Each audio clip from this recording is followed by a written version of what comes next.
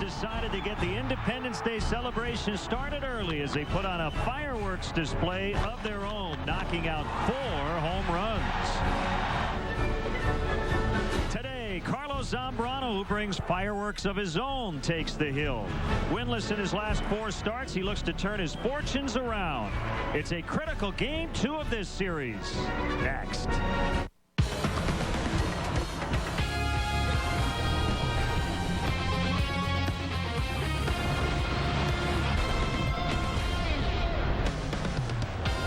It's a holiday weekend, but the destination is Wrigleyville. Cubs off to a great start to this 11-game homestand with a 9-5 win over the first-place Milwaukee Brewers. Happy Independence Day to everyone. We're set for Game 2. It's the Milwaukee Brewers and the Chicago Cubs on Comcast Sportsnet. Let's update the standings in the NL Central. The Cardinals are now tied with the Brewers for first. Cincinnati 2 games back. Cubs within striking distance. The Astros only 3 back. It's a very tight NL Central. Happy 4th of July weekend. Bob Brenly and Len Casper with you. The lineup has changed again for the Cubs today. As expected, Alfonso Soriano is back and in the leadoff spot, and the Cubs really need to get him going. No question about it, Len. And you never can tell what's going to be the spark. What is going to be that thing that turns a guy around, gets his season going in the right direction. Lewis tried to bench Alfonso Soriano for a couple of days, let him sit back, relax, physically heal up, hopefully mentally heal up, and improve upon these numbers over his last 15 games. Derek Lee might end up on the All-Star team. What a night last night, and he has been scorching hot. Boy, when a ball club is struggling, Len, you look to your leaders to lead, and Derek Lee has done that by example in what he's done on the field. Both teams familiar with the starters today. Carlos Zambrano for the Cubs, Jeff Suppan for the Brewers. Let's go down to the field, the Messmers with our national anthem.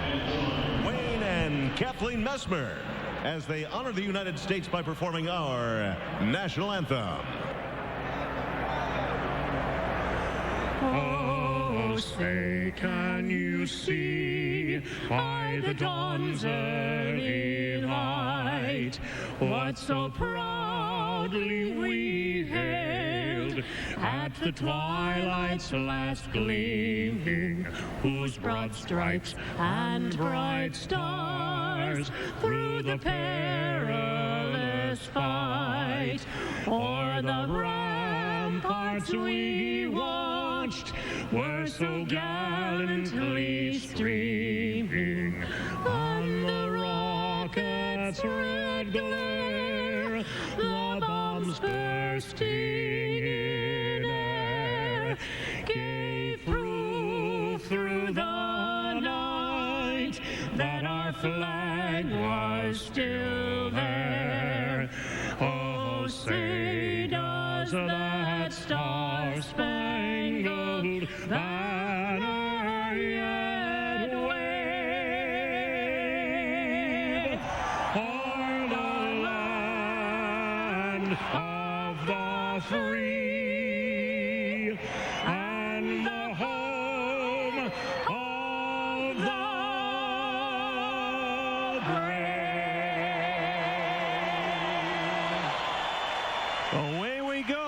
Game 2 of this big series as the Cubs again just 2.5 out in the division. We'll have the lineups, the first pitch, and all the Cubs action coming up from Wrigley Field.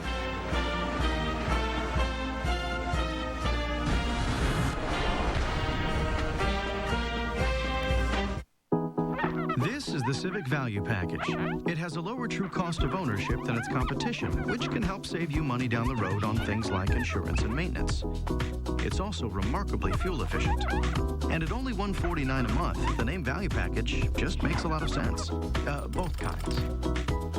Go to Edmunds.com for an independent report on the true cost to own a Civic. And then check out the affordable leases and low financing you'll find at your Honda dealer.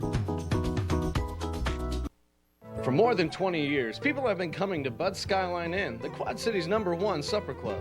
Fly in for some of Bud's favorites, like their famous surf and turf, tantalizing steaks, succulent catfish, or mouth-watering prime rib. Relax at Bud's Skyline Inn with your favorite cocktail while keeping track of the arrival and departures at the Quad City International Airport. In a hurry? Get in and out with their $6.95 lunch specials every weekday. So for your next special occasion or just a quick lunch, Bud's Skyline Inn, just 2 minutes from the airport. Why do people shop at K&K True Value Hardware? The place where you want to feel like you're being treated as a customer and as a person. That's the good vibes that you get back from people at K&K. I know that when I walk in the door, someone is going to be there to help me. My gosh, I've seen some of the same people for 25 years. They're friendly, they help me out with a lot of my questions, and it's just great to see a smile. Service with answers, that's the K&K way. Cubs baseball on Comcast Sportsnet is brought to you in part by the all-new 2010 Lexus RS, reinventing the vehicle that invented it all. Menards. At Menards, you'll find big lumber yards, big selection, and big savings. McDonald's of Chicagoland and Northwest Indiana. Honda. Test drive a 2009 Honda today at your Honda dealer. Blue Cross and Blue Shield of Illinois, dedicated to giving you the security to experience wellness everywhere. Jimmy John's, America's favorite sandwich delivery guys. And by Southwest Airlines. Southwest Airlines is ready when you are. Go to southwest.com. Grab your bag. It's on. Bob's favorite day of the year. It's Floppy Hat Day. Here at Wrigley Field, first 10,000 adults getting that Cubs floppy hat. Never see so many happy faces in your life. Hand them a floppy hat. It's going to be a great day. There's one from a few years back. Cubs taking the field, wearing the red caps and the alternate blue tops. So a very patriotic look for the home team. And as Big Z grabs that baseball, let's get into the Milwaukee Brewers Southwest starting lineup. They've dropped into a first-place tie in the division after losing last night. Kendall leads off. Counsell at second, batting second. Braun, Fielder, McGee in the middle. Mike Cameron with a big series opener last night. You have Hart in right, Hardy the shortstop batting eighth, and Suppan the pitcher batting ninth. Take a look at the Cubs defensively. I guess you'd have to call this the A lineup until Aramis Ramirez gets back in there. Soriano, Fukudome, Bradley across the outfield. Jake Fox at third. Ryan Theriot at short. Mike Fontenot over at second base. Last night's hitting start, Derek Lee at first base. Coy Hill getting a rare start behind home plate today. He'll be catching right-hander Carlos Zambrano. Glenn mentioned earlier, Zambrano coming off a subpar outing against the White Sox. Only went 5 1/3, gave up 9 hits and 5 runs in that ball game. Bill Welke will call the balls and strikes. His brother Tim is at first. He's the crew chief. Jim Reynolds at second. James Hoy is at third.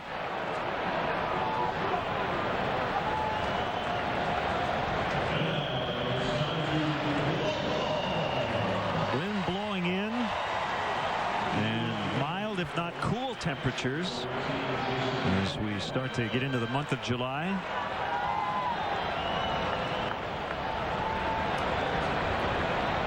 A little more wind here this afternoon than we had last evening. A very light breeze blowing at the beginning of the ball game from right to left, and ultimately the wind stopped altogether last night. We're underway. Ball one to Jason Kendall. Has good numbers against Zambrano, and also at one time caught Zambrano is a member of the Cubs.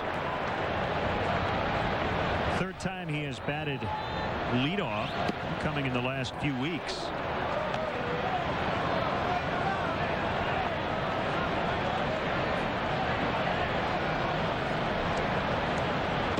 Swing and a miss, 2-2 to Kendall.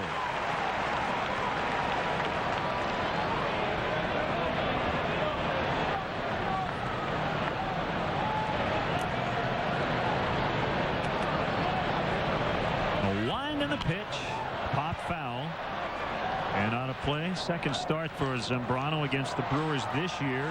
Quality start, a no decision on April 11th.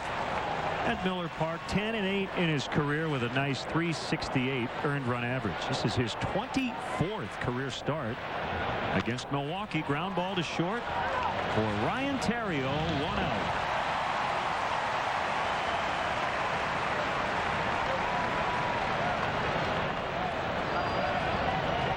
That'll bring up last night's leadoff hitter for the Brewers, Craig Counsell. We've seen a drastic change in his approach at the plate.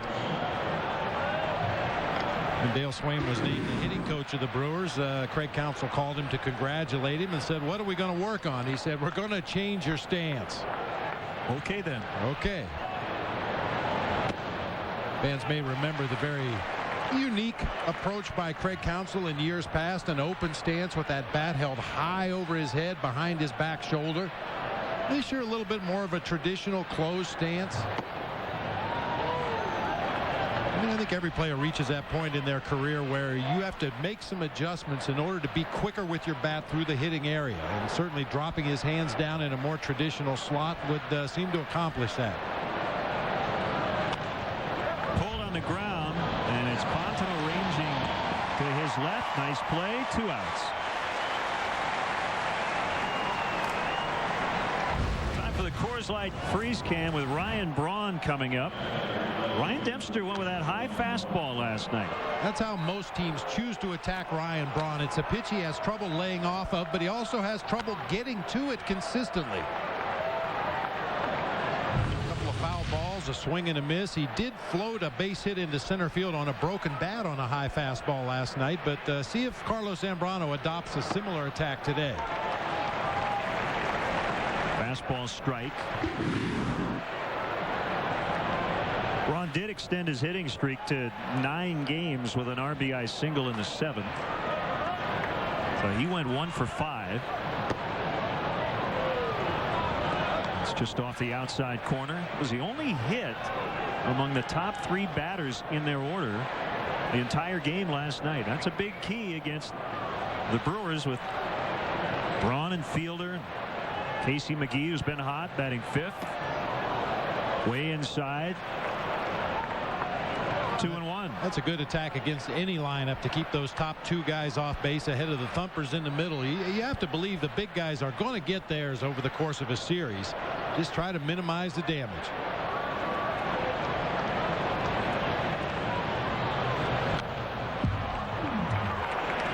One other matinee today, and it's in the Bronx, and it's the Blue Jays and Yankees. 1-1 as they play the bottom of the 4th. Brian Tallett and A.J. Burnett, the pitchers in that matchup. Interesting interpretation on the floppy cap there. Those guys look like some bishops or something.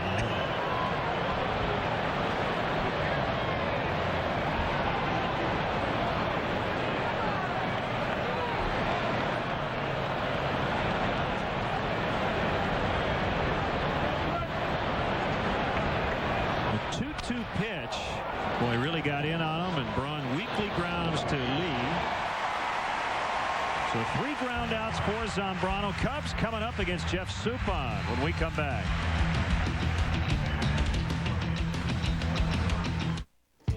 Hi. My meeting got moved up. I need to change my Southwest flight? No problem. You know, maybe other people are content to sit around and wait. Wait for something to happen, for business to pick up. But for you, it's time to kick it in gear. Time to get going. Time to get tough. Take control. You're not gonna run and hide! Because backing down's not your style. Grab your bag. It's on.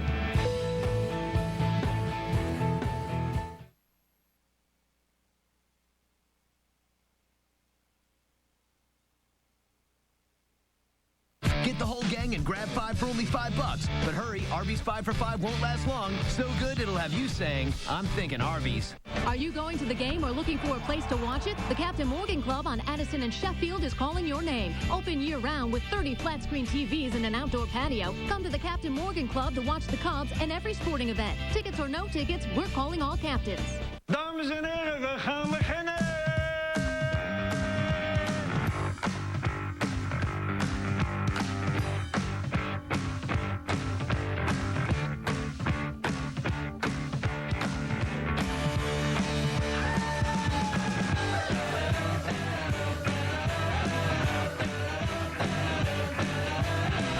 professionally brewed for a taste that's pure Amsterdam.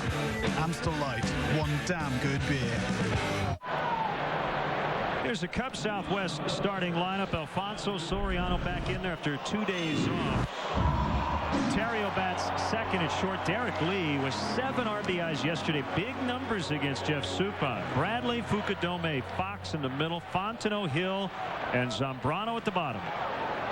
Quick look at the Brewers defensively today. Braun, Cameron, and Hart across the outfield. McGee and Hardy on the left side of the infield. Counsell and Fielder on the right side. Veteran Jason Kendall doing the catching once again for right-hander Jeff Suppan. We'll see a 4-pitch mix from Jeff Suppan. As you get a look at his numbers, lefties have fared much better than righties.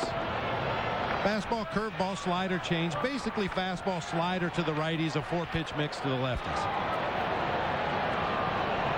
He's given up a bunch of hits. 20 more hits than innings pitched. And he's 2-0 to Soriano. 107 hits allowed in 87 innings. 13 home runs.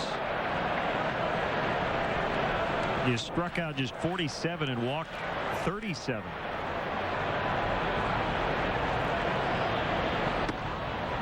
That's the first strike. It's 2-1.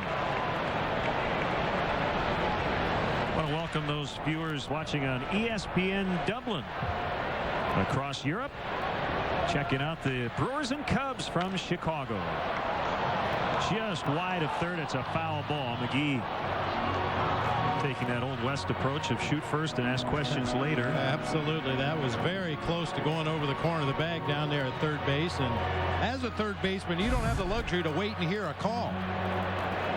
Ball just does go past the bag in foul territory, but McGee over there right in front of Mike Watt. He has no choice but to unload that throw just in case.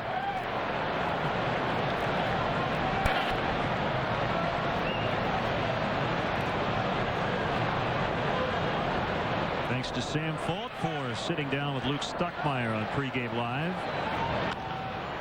A roller to short, picked up by Hardy.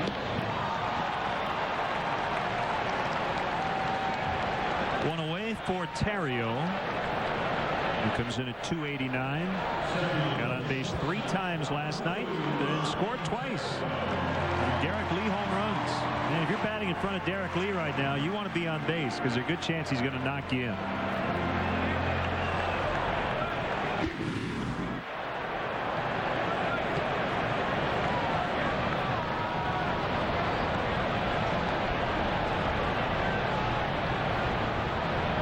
Teams with those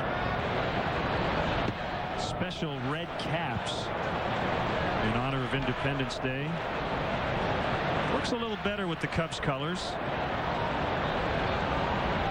The Oakland A's, it'll look like Christmas tonight. Red and green.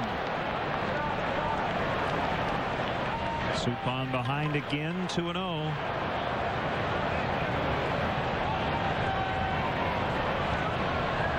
Terrio taking a quick look out of the corner of his eye at where Casey McGee is. McGee in on the grass, 2-1.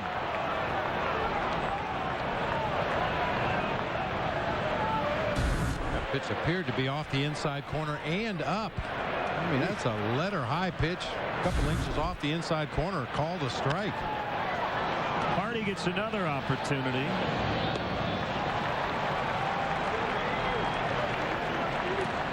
Boy, that's going to be a strike all day. It's going to be a tough day for the hitters.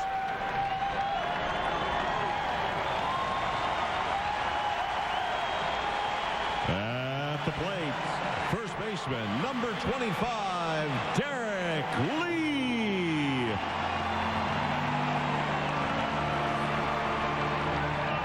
For a long time, Derek played his home games at spacious Joe Robbie / pro player / Dolphin Stadium.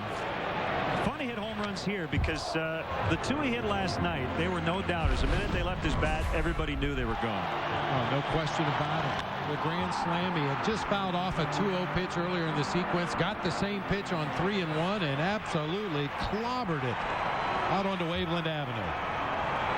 14 homers, 48 RBIs overall. Nothing in 2 on Lee.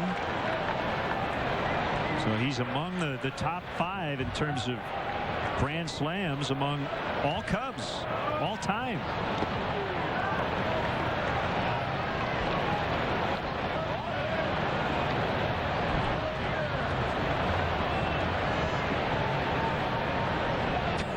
They had a late night last night. Yeah, it looked like. No idea what that said.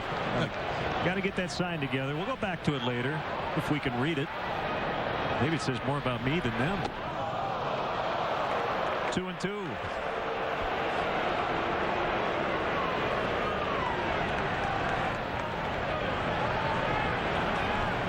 Not uncommon to see Suppan come up and in with that fastball. He's a pitcher that really has to rely on moving the ball around, up, down, in, out.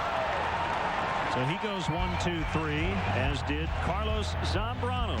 Slow start for both offenses. 0-0 after 1.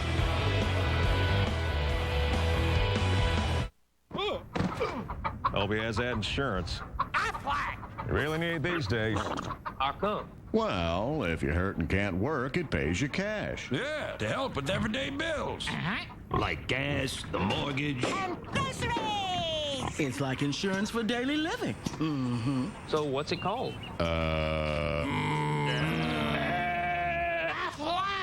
Oh, yeah. Aflac, we've got you under our wing. People make life so much worse than it has to be. On the whole, we're a failed species. Boris! Our marriage hasn't been a garden of roses. You're more of a Venus flytrap. How old are you? I'm 21. You're 21 like I played for the Yankees. You're a professional athlete. You're living like a sharecropper, Lord. Just say something. Nothing, right? And all that money you put in the tin box. Whatever love you can get, whatever works. Rated PG-13. Now playing only in theaters. Love burgers but hate the grease? Then you'll love Arby's new Bacon Cheddar Roast Burger. Made with oven-roasted, freshly sliced roast beef and topped with cheddar cheese and thick-cut pepper bacon on a toasted roll. Arby's new Bacon Cheddar Roast Burger. It's the burger done better. Big on taste, not on grease. Try one today with any one of our freshly brewed iced fruit teas. Arby's new Bacon Cheddar Roast Burger. One bite'll have you saying, I'm thinking Arby's. Hey everyone, Len Casper and Bob Brenly here. How'd you like to hit the links with us this summer? Presenting the annual Swingin' Away with Len and Bob sweepstakes. You and a guest could win a round of golf with us at Cantini Golf in Wheaton. To enter, just log on to csnchicago.com and fill out an entry form. The Swingin' Away with Len and Bob sweepstakes presented by the Chicago District Golf Association. Underway in the second. Power against power here is Zambrano and Fielder. He's hit it 6 straight. Double and a home run last night. His 21st on the year. Second in the majors in RBIs. Only Albert Pujols has more. Fielder's driven in 75 and we haven't even hit the All-Star break. Well, there are the vast majority of major leaguers who would take 309, 21 homers, and 75 RBIs for their entire season's output. Fontenot comes way in from shallow right, throws out Fielder. Now, for mere mortals, it's hard to imagine how you can accumulate those kind of numbers in less than half of a season. That's just amazing.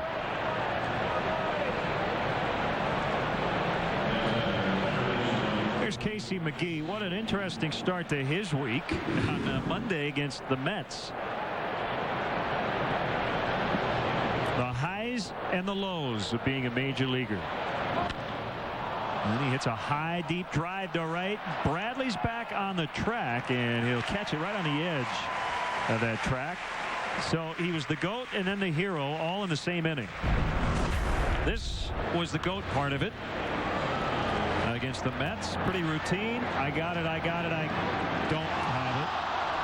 And the Mets would eventually get a couple of runs, but then he came up and hit his first career grand slam in the bottom of the inning. Nice redeemer right there. This game will always afford you chances to make up for previous mistakes, and Casey McGee took full advantage of it that day.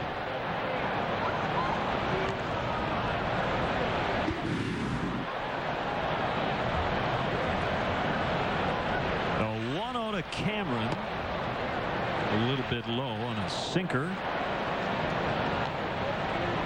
2-0 the count. Zambrano hasn't won in almost a month. June 5th was his last win. 4 consecutive winless starts since, with a 3.62 ERA. Fukudome calling and catching. That's a quick 1-2-3 inning for Z. Took him just 8 pitches. Still scoreless after an inning and a half.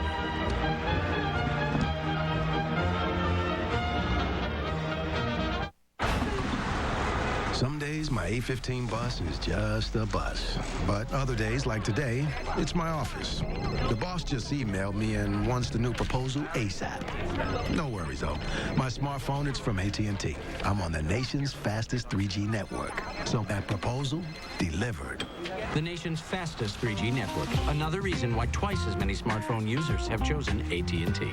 Get a Nokia E71X, the thinnest smartphone, for $99.99 after mail-in rebate. There's no secret to building vehicles that retain their value. You design them to look and perform beautifully. You engineer them to last. And you infuse them with the latest technology. But of all the luxury brands in America, only one has been awarded for doing this better than any other. Acura, ranked #1 in expected resale value among luxury brands. Take advantage of attractive financing on select Acura models for well-qualified customers. Let's go, Bear! 2 beers. Are you insured? Do you know when your beer is perfectly cold? Or do you risk drinking a warm one? If you have the new Coors Light cold activated can, you're covered. Because now every can turns blue. Your beer is as cold as the Rockies. It's cold insurance. Only from Coors Light. Cold beer. That's our policy. You might want to put something cold on that. Frost brewed Coors Light, the world's most refreshing beer. This Saturday, the Cubs host the Brewers at Wrigley Field. Game time is 12:05, but be sure to arrive early. The first 10,000 fans will receive a Cubs 4th of July hat, compliments of Ballpark Franks.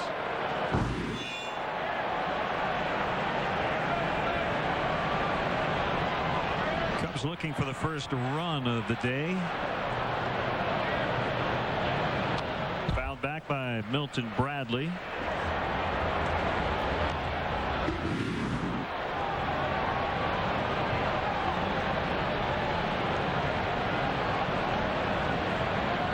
Suppan was their opening day starter. It's been a struggle this year, and in his 2 starts against the Cubs, they have knocked him around.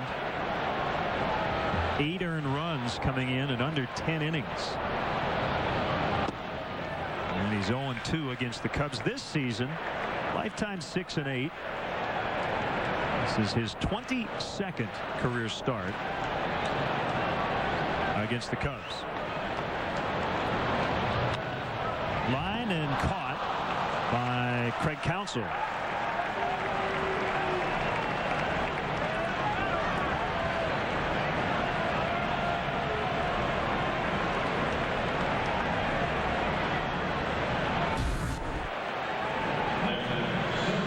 Counsell positioned perfectly out there at second base. Didn't even really have to move. Just a little lean to his left. That was a hanging curveball on the 2-strike count to Milton Bradley, and he hit it hard, but unfortunately right at the Brewers' second baseman. Kosuke Fukudome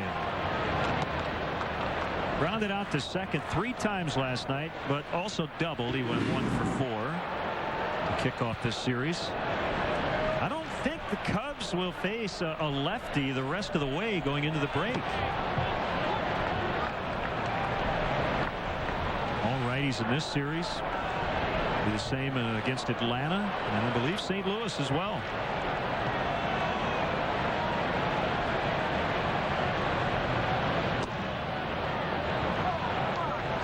Two and 1 the count. Ramos Ramirez and Reed Johnson are off to Kane County to suit up with the Peoria Chiefs tonight as they begin their rehab assignments, and hopefully everything goes well the entire weekend, and they'll both be back in the mix Monday against the Atlanta Braves. Angel Guzman also scheduled to be back on the active roster in a few days.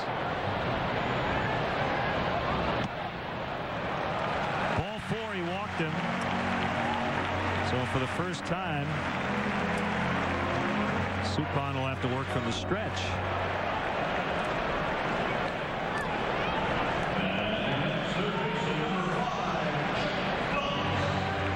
He'll face Jake Fox, who hit his third homer of the season last night.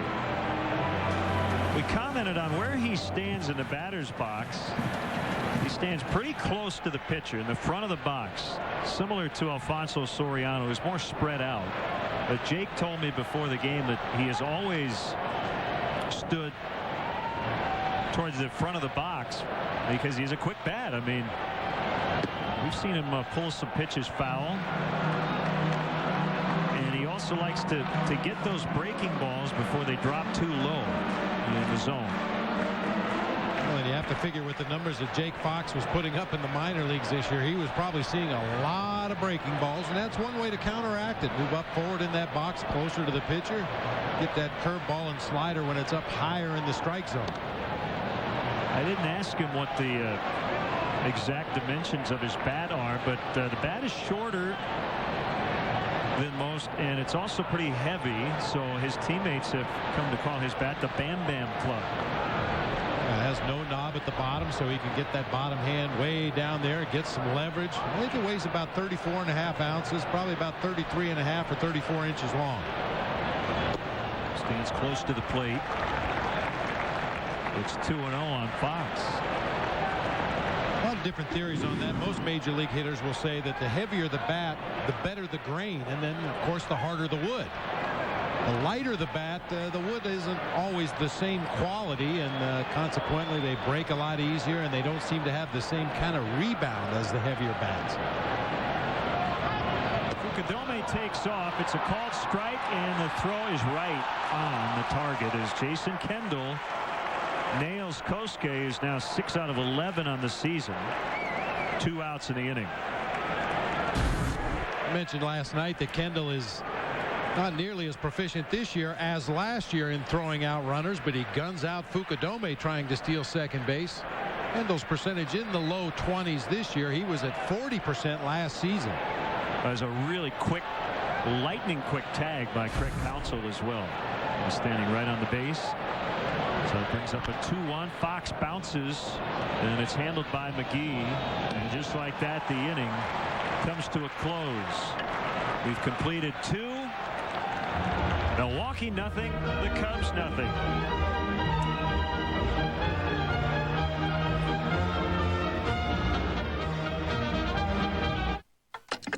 The clock is ticking. The 72-hour sale is on with 0% APR for 72 months on select 09 Chevy models, including Silverado XFE with an EPA estimated 21 mpg highway. That's better than Toyota Tundra.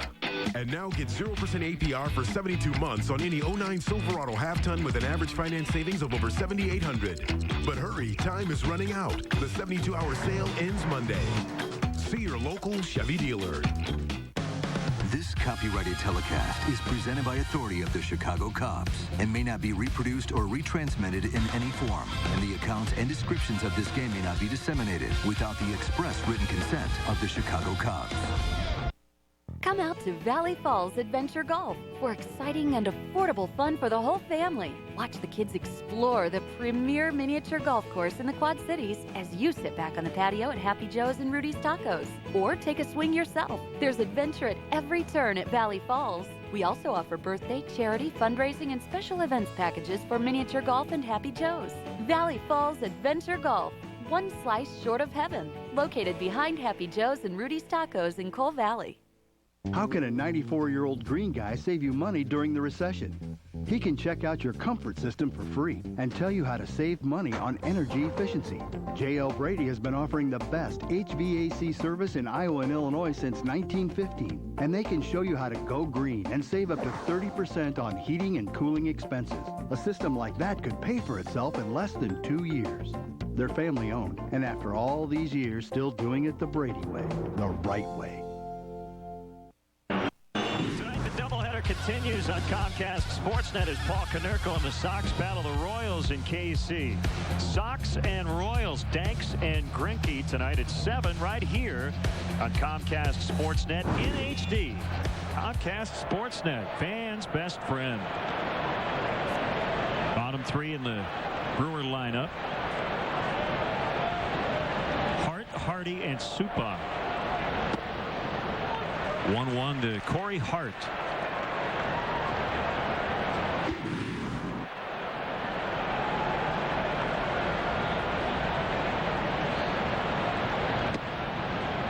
Slider drifts outside. Giovanni Soto trying on Andres Blanco's hat.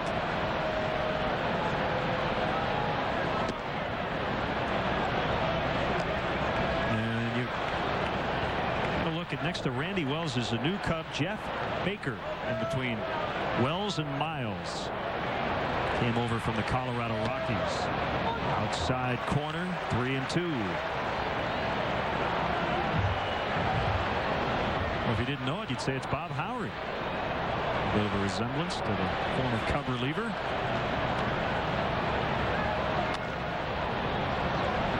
Probably doesn't pitch as well as Bob Howry, but then again, Bob Howry doesn't hit as well as Jeff Baker. And that's why he's here. A little more sock off the bench. A guy that can play multiple positions, has some power in his bat. A full count on Hart. The pitch inside, he walked him. So the Brewers have their first runner.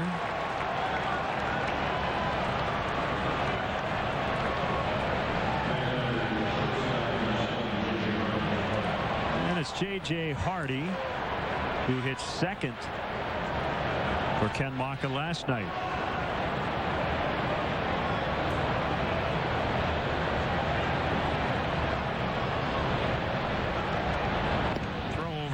And Hart diving back in time. He's 5 out of 8 in the stolen base department. The Brewers are last in the major leagues in steals with just 25. Now Ryan Braun leads the Brewers with 6 stolen bases. Corey Hart second with 5. A couple guys with 4, but they don't run much, and not really a surprise when you consider how many home runs that they're capable of hitting with the guys in the middle and bottom of the lineup.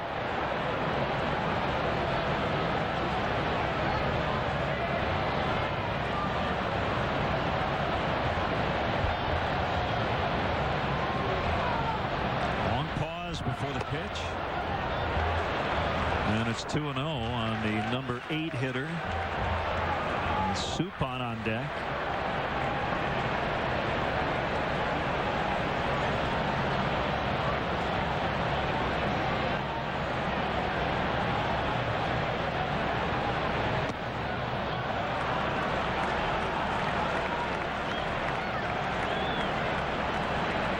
Send out special happy birthday wishes to Noel Schillinger, big Cubs fan. Hope you're having a great birthday, Noel.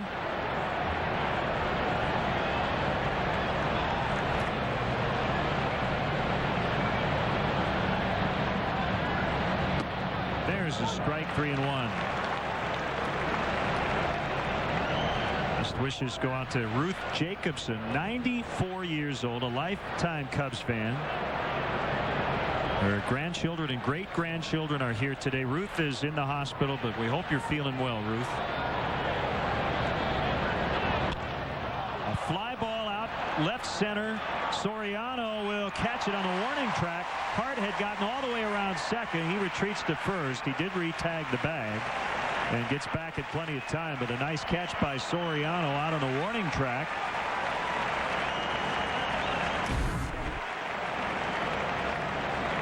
Ball got just down near the trademark enough that Soriano could run underneath. He had to change directions when he got out there close to the warning track in left center, but a nice running catch. Hart probably had ideas about scoring on that ball if it got down in the gap in left center field, but when Soriano made that nice running catch, he had to reverse engines and step on second on his way back to first. Suppan pushes a bunt foul. He has 5 sack hits on the year as he tries to move Hart into scoring position for Kendall.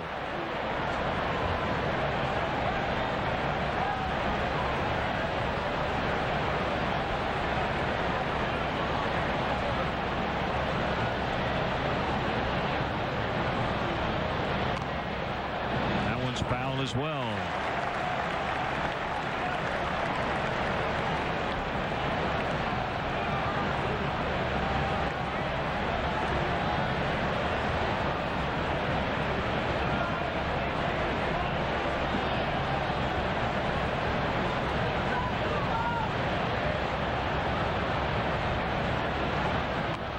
That is fair as Lee will pick it up, gets it to Fontenot. Runner at second, 2 outs. A sacrifice for Suppan. Don't miss the action as the Cubs host the Brewers this Sunday. Game time 1:20. But be sure to get here early. The first 10,000 fans will receive a Cubs blue t-shirt compliments of 6 Flags.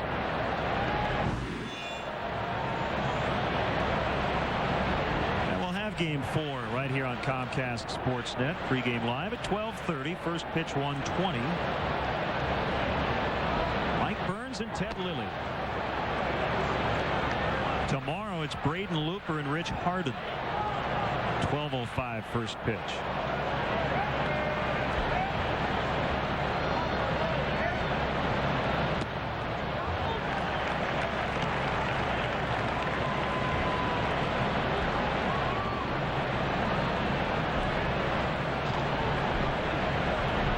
Jumping last night. The wind is blowing in out of the northeast today at 9 miles an hour.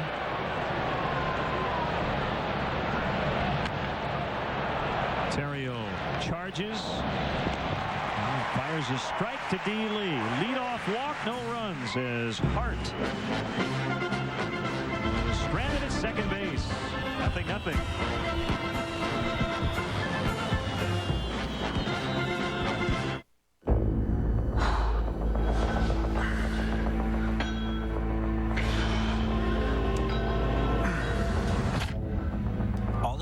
Is just one DUI to permanently scar you for life. You can't hide it, and it won't go away. Cops are cracking down. And now, just one DUI means you'll have to take a breath alcohol test every time you drive. Don't be a loser. Don't drink and drive. Plan your next corporate or social function in one of Wrigley Field's private party accommodations. Wrigley Field offers a variety of private catered opportunities to host and impress your group. The Mezzanine Suites presented by Nuveen Investments has 4 convenient rental plans to fit all budgets and needs. For larger parties of 75 to 100, the Bud Light Batter's Eye, located in center field, provides a unique view of the game. All private party accommodations provide generous food and beverage packages, as well as VIP parking. Call 773-404-CUBS or visit Cubs.com. These two here, guys. It's all good, man. Don't sweat it. Don't worry about it. You know what? Follow me. There you go, guys. Enjoy the game. Heineken Light, gentlemen. Thank you. Hey, guys. Can you pass me one? Please? Heineken Light. Give yourself a good name. Sunday, get ready for drama on CSN as the series finale between the Cubs and the Brewers ignite at Wrigley. Coverage begins with BMW Cubs pregame live. Join Lynn and Bob for a Central Division collision. Cubs Brewers, Sunday at 12:30 on Comcast Sportsnet. Fans' best friend. Watch the Cubs take on the Braves this coming Tuesday, July 7th at 7:05. Kids, get here early. The first 5,000 children, 13 and younger, will receive a Cubs lunch pail. Compliments of Jewel Osco.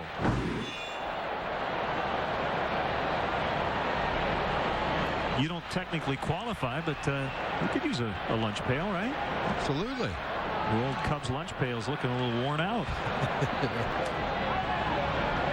Fontenot, Hill, and Zambrano against Jeff Suppan. No score. We're in the bottom of the third.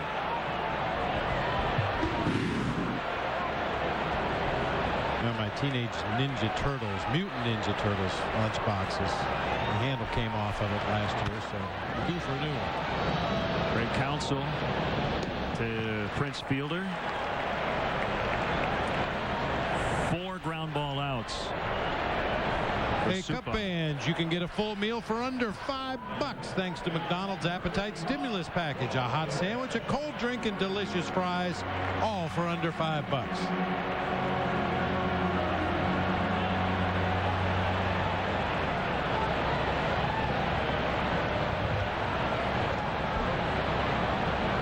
Pitch to Coy Hill is a strike. Coy hasn't played a whole lot lately. Giovanni Soto getting out of his early season slump.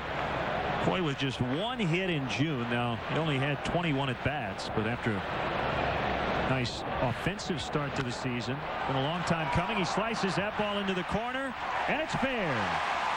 Snaps it 0 for 14 as he pulls into second with a double. I was thinking to myself before the game, I like Coy Hill for a couple of hits today. And I was going to tell him that, but I never did see him around the batting cage.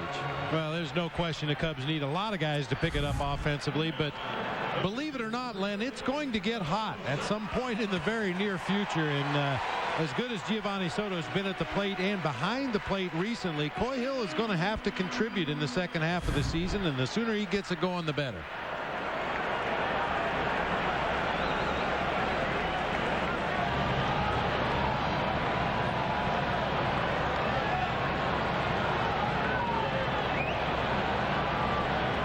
Hill came in at 212. Z at 212. He's batting right-handed versus a righty Suppan, and again, that's because of his left hand. He had that hand wrapped, maybe some ice on it today. It's been bothering him a little bit, but he homered off was Micah Owings, right, in Cincinnati. Yeah. From the right side. Almost hit him.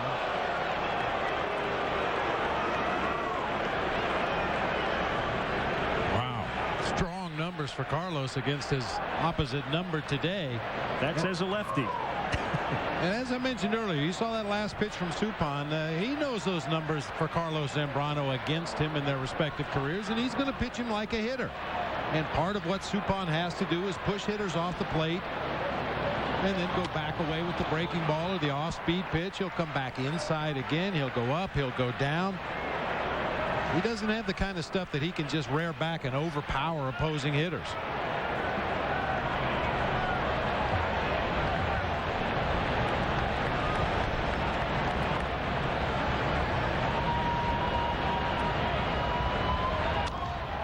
Bounce past the pitcher, but Hardy will get him. High throw, but fielder stayed on the bag.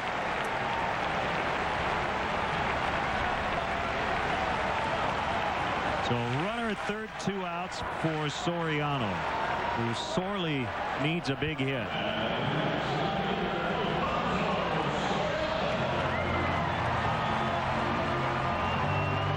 Well, one thing about Soriano is he's an extremely confident guy. He never externally seems to get down or lose his confidence. And while generally that's a great thing, are there times, Bob, when that leads to a little stubbornness in terms of mechanics or any sort of changes you might make? Or is that just a good thing that he knows I'm going to get out of it at some point? Well, you'd like to believe it's going to turn out to be a good thing. I mean, Alfonso Soriano mechanically is probably not going to change his swing enough that you'll notice it from the outside. Popped into center. Cameron coming in pretty hard, makes a catch waist high to end the inning. Hill stranded at third after the 1-out double. Still scoreless after 3. Hey Chicago, Fans Edge, the nation's #1 fan shop, brings you the Sports Spectacular Memorabilia Show. Meet over 50 star athletes. Get one of 600 free autograph photos, score thousands of Fans Edge prizes, shop and trade with hundreds of vendors. It's the Fans Edge Sports Spectacular at the Donald E. Stevens Convention Center in Rosemont. Fans Edge, everything for the fan.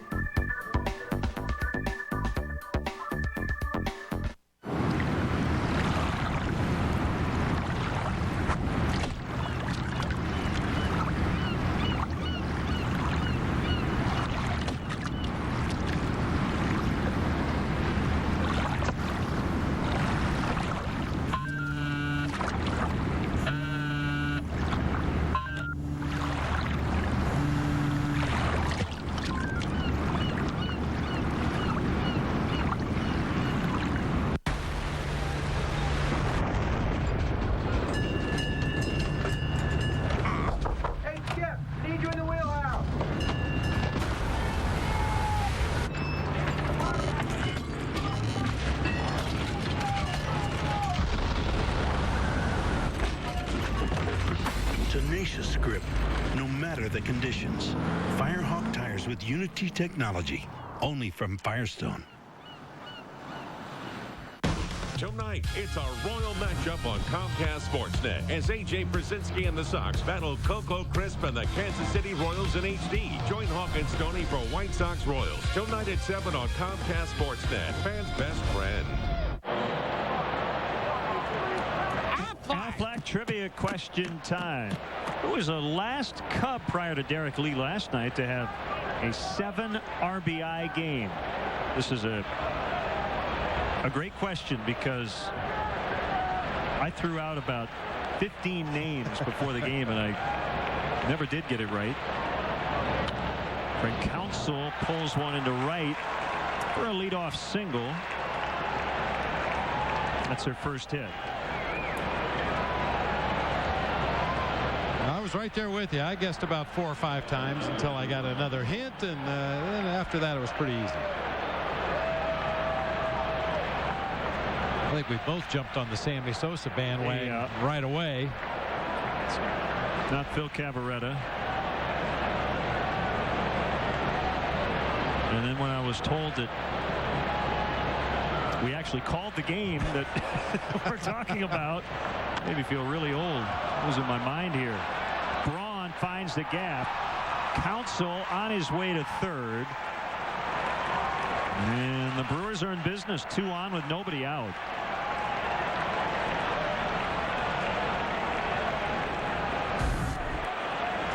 Not as bad as it could have been. A little cut fastball, belt high, up and out over the plate. Bradley got to it quickly and unleashed an accurate throw back into the infield.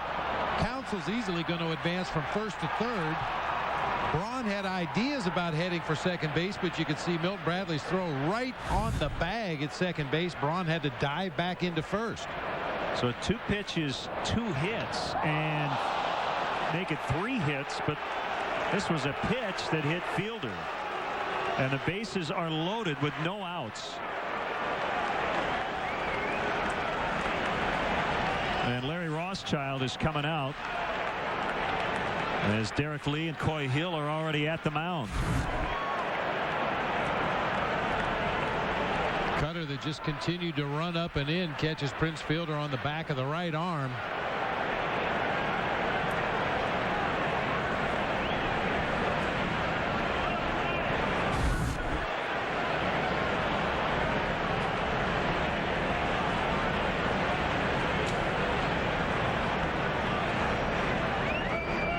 So they lead the league.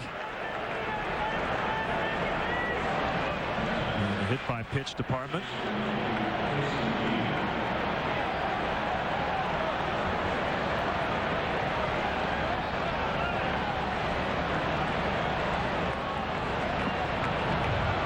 Casey McGee with the bases loaded and nobody out. Cubs in double play depth all around their infield. And he pops it up, got in on the hands, very aggressive swing, and Z's going to catch it in foul territory as Counsell came down the line with nobody at home plate. Jake Fox eventually got there. Well, that's a huge first out.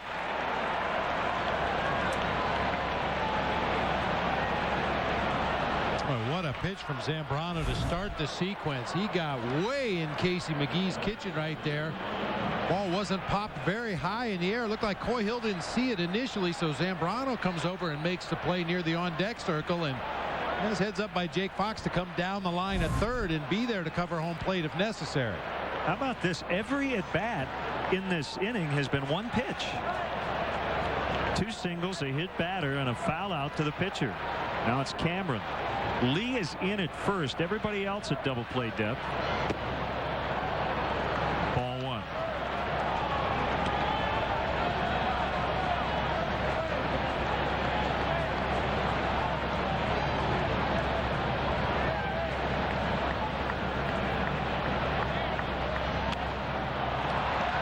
Lee goes into foul ground, and he's going to catch this one. 2 outs.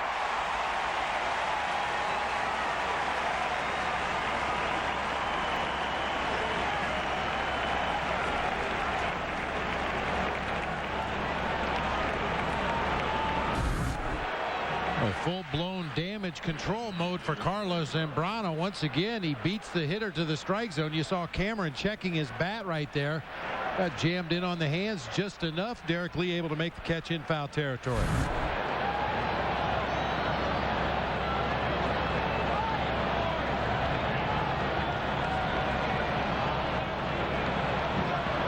Still loaded, still scoreless, and the pitch to Corey Hart. Ooh. Well, that sinker really took off on Coy Hill. Whenever you see a catcher turn his glove completely around with the thumb toward the ground like that, you know he's been fooled by the movement on the pitch. Coy and Giovanni Soto both do a real good job of getting around that sinker and catching it as they're pushing their glove back toward the zone. That time Coy just had to do whatever he could to keep that ball from going to the backstop.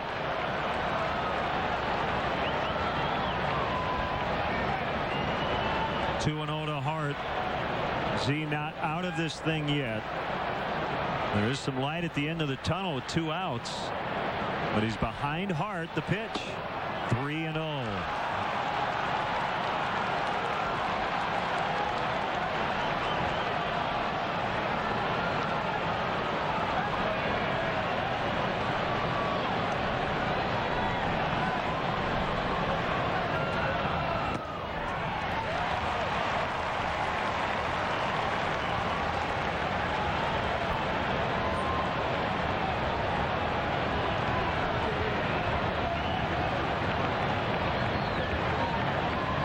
A big 3-1 pitch.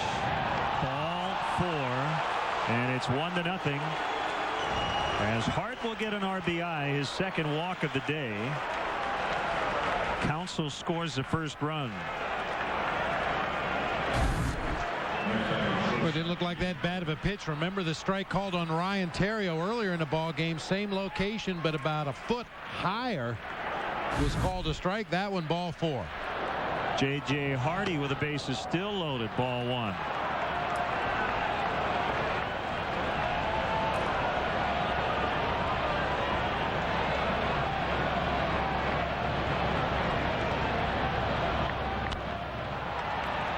He pops it up on the infield.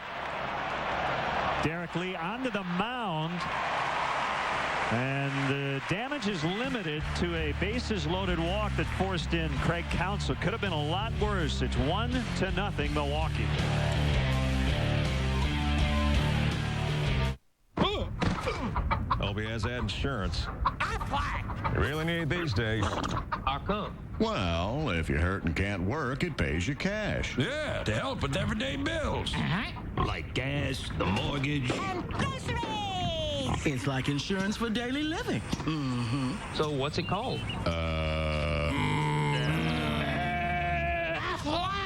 Oh, yeah. Aflac, we've got you under our wing. On Sunday, August 9th, minor league excitement is back in the second annual Road to Wrigley, presented by National City, now part of PNC. Get ready for a day of action featuring the wacky superstars and fan interaction. Kids under 14 will get a chance to run the bases after the game. Tickets starting at just $5. Order today at Cubs.com. $5 for the sub, huh? What about the drink and the chips? Extra. Think a $5 sub is a good deal? It's time to unthink. KFC's new $5 fill-up boxes, each with a side and medium drink for just $5. Unthink and taste the unsub side of KFC. Did you know the Honda Accord holds its value better than any other car in its class? And the reasons are simple. Its exceptional engineering can help lead to lower maintenance costs. And being a top safety pick can help lower insurance expenses. So what's the bottom line? The Accord costs less over the long term. And that's music to anyone's ears. Go to Edmunds.com for an independent report on the true cost to own an Accord. And then check out the affordable leases and low financing you'll find at your Honda dealer. Time for the Jaguar High Performance of the Week. Ryan Theriot already with a career high in home runs, 7 on the season. He pulled one right down the left field line in Pittsburgh the other night off left-hander Zach Duke.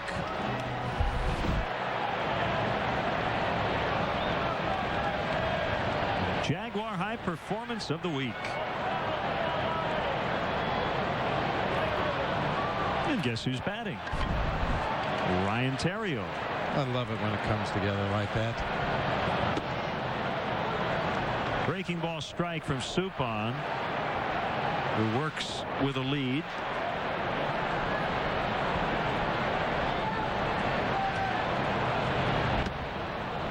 Oh, 2. Suppan is 34 years old, 6'2", 230.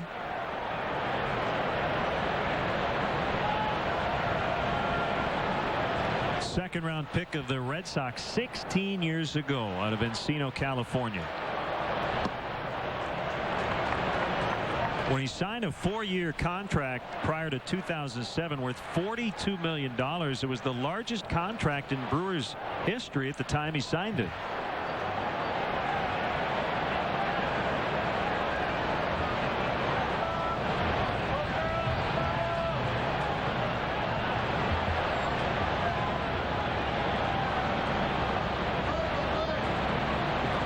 Been durable.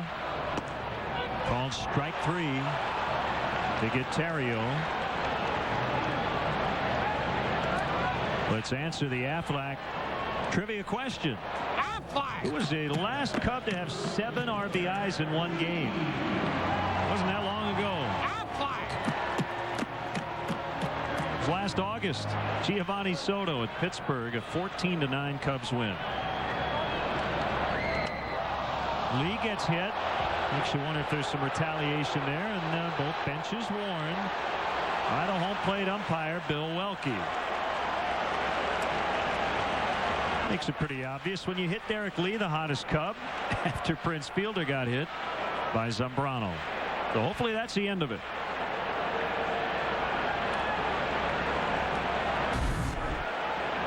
You probably won't get either team to admit to anything, and if there is one saving grace, it's the fact that Suppan, if there is a right way to hit a batter, he did it the right way between the shoulders and the knees.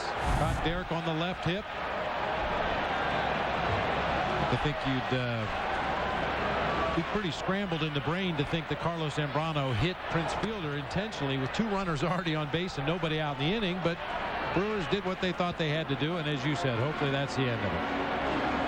And a lot of times intent doesn't matter. If you hit our best guy, we hit your best guy. And the way it has always worked.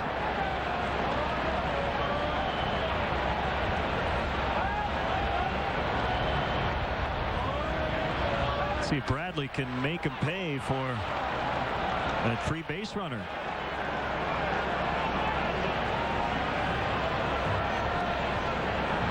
The appropriate way to respond here is to not get mad if you're the Cubs, but to say thanks. Yeah, we got a base runner. Yeah, absolutely. Just hope that big guy sitting in the third base dugout looks at it the same way. Keeps his cool. Well, especially now that warnings have been issued.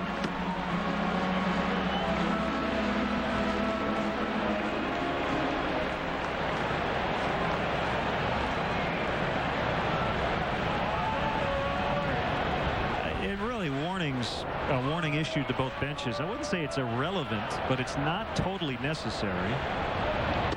It's more of a, okay, we know now, we're paying attention. But you don't need warnings before you toss a guy for throwing at somebody.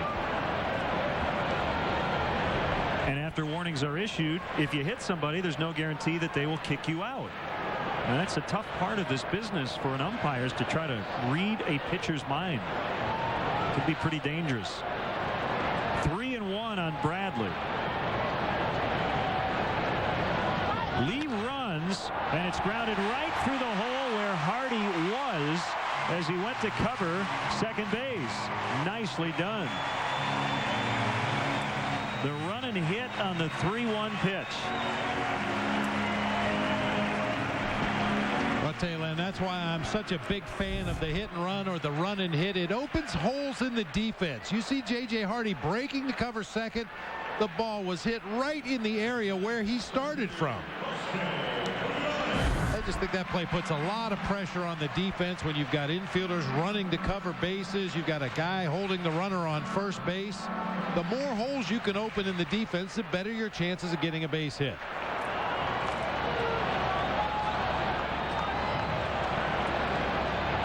Kosuke with runners at the corners. Some like to use the term run and hit on a 3-1, or I guess a 3-2, any 3-ball count, because You swing at it if it's your pitch, but if it's not, it's ball 4. So it's not a straight steal, but the hitter has the option. Well, and as we know, however, every strike is not a hittable pitch for some guys, and that's where it gets a little sticky sometimes. Sure. The hitter does have to understand that I may have to swing at a borderline strike that I don't want to swing at. They are going to turn 2 to end the inning, and the Cubs cannot tie it up. Hit batter and a single, but no runs. It's 1-0 Brewers after 4. Update your home with a stop at Menards. Fiber cement lap siding from CertainTeed has a natural wood appearance with the durability of cement. It won't rot or decay. With a 50-year warranty, a 12-foot piece is $444. Update your home with Owens Corning Duration Premium Shingles. They feature SureNail technology for easier, faster installation. Duration Premium Shingles with a 130-mile-per-hour wind warranty are $27.99 per bundle. Plus, get free local delivery on qualifying purchases. Save big money at Menards. Why do people shop at K&K True Value Hardware? I've been shopping at K&K for over 25 years, and what brings me here is the quality of the service, the staff. There's always somebody that's greeting you with a hello, and they're so helpful. With a variety of products here, I always walk out with what I need. They are awesome when it comes to anything you need. K&K is the place to go. Service with answers, that's the K&K way. Swing into Mulligan's Valley Pub for fun times and a great atmosphere. Kick back, sample the incredible drink selections and our daily specials. Watch your favorite teams and sporting events on our flat screen TVs or sit out on the patio with a view of Valley Falls Golf Course. Come see us on Taco Tuesday. Your donations directed to local charities and people in need. Live music on Saturdays. Visit our website, mulligansvalleypub.com. Get your Irish on in Coe Valley. At Mulligan's Valley Pub. Sports Rise every morning only on Comcast Sportsnet. Fans' best friend. The Menards grounds crew taking care of this beautiful field in between innings.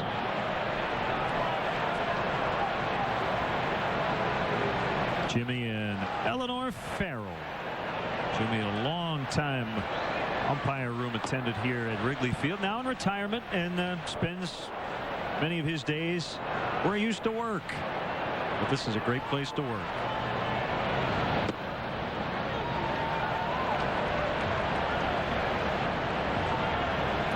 One and one to count on Jeff Suppan. Make it 1-2. Well, if we didn't know Jimmy and Eleanor, you'd never know who they were rooting for, would you? No.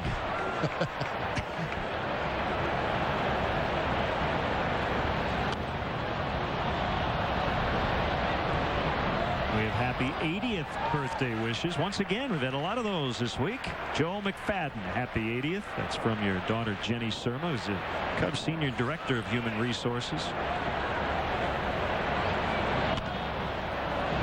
Rounding ball to Fontenot.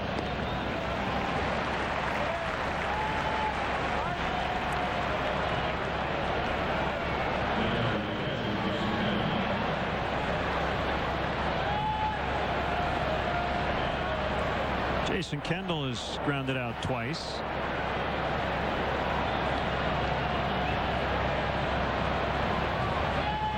Oh, yeah. Yes, indeed. Ice cream.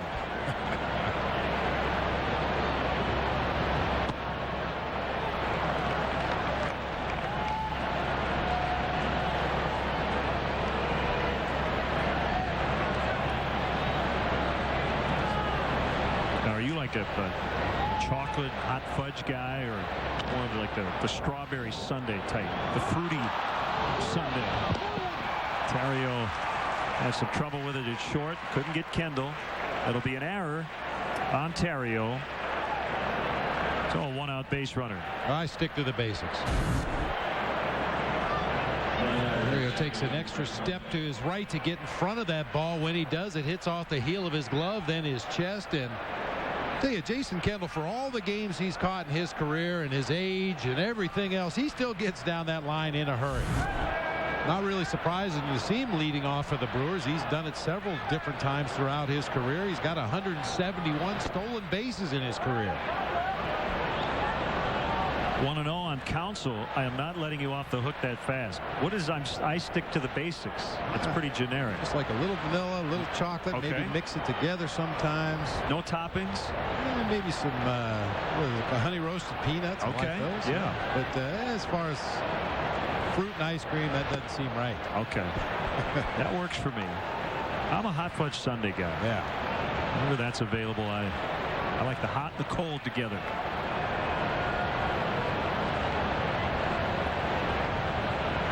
I would have never guessed you liked ice cream. A lot of the ballparks we go to in the media lunchroom, get some taste treats for after dinner, and you can always tell if there's ice cream in the lunchroom because Len finishes his dinner in a hurry. Oh, yeah. Get to the good stuff. It's just the quick pregame show. The actual meal.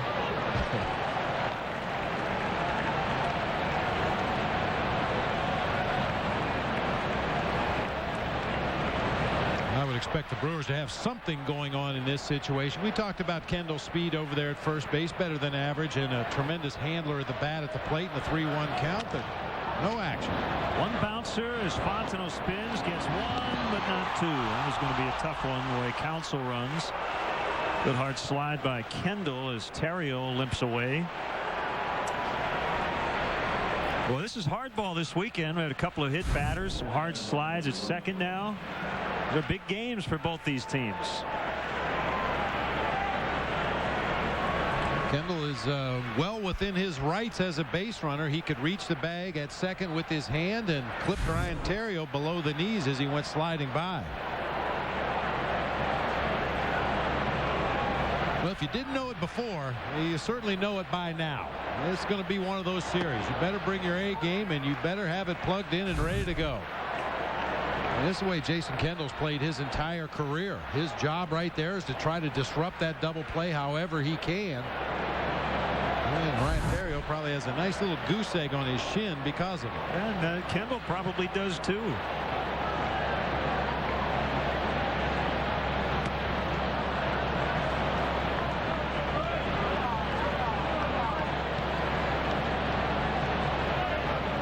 We showed you earlier Ryan Braun chasing a lot of high fastballs against Ryan Dempster in the ball game last night, but Carlos Zambrano is not a guy who pitches effectively up in the strike zone. It's that age-old question. Should you go with your strengths as a pitcher, even if that's pitching into a hitter's strengths, or should you try to go away from your strength and go to the hitter's weakness? And I think Carlos is probably doing the right thing. He tries to throw some pitches up above the belt, up above the letters. Leaves them in the middle of the plate, not as high as he needs to throw them. He could be looking at a worse deficit than he already is. A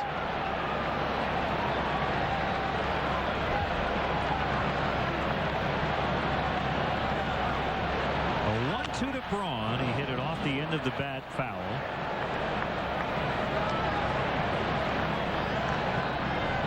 I mean, for Dempster last night, it was very apparent he was going to expand the strike zone on Ryan Braun up and down. For Carlos Zambrano, I think because of his stuff, he's better served trying to expand the zone from side to side. Hard sinkers in, hard sliders and cutters away.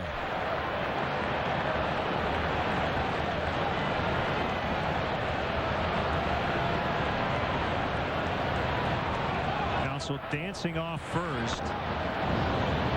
Rolled to Fontenot. Good heat from Z in the mid to upper 90s as he got Braun to ground out. An error, no runs. It's 1-0 Milwaukee. We're halfway home, middle of the fifth.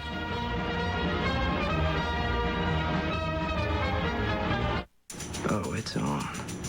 It's on. It's on. It's on. Oh, it's on all right. It's on. Totally on. Jimmy! It's on! It's on. Oh, yeah. It's on. Affirmative. It's on. Southwest Airlines now has 5 daily nonstop flights to New York LaGuardia.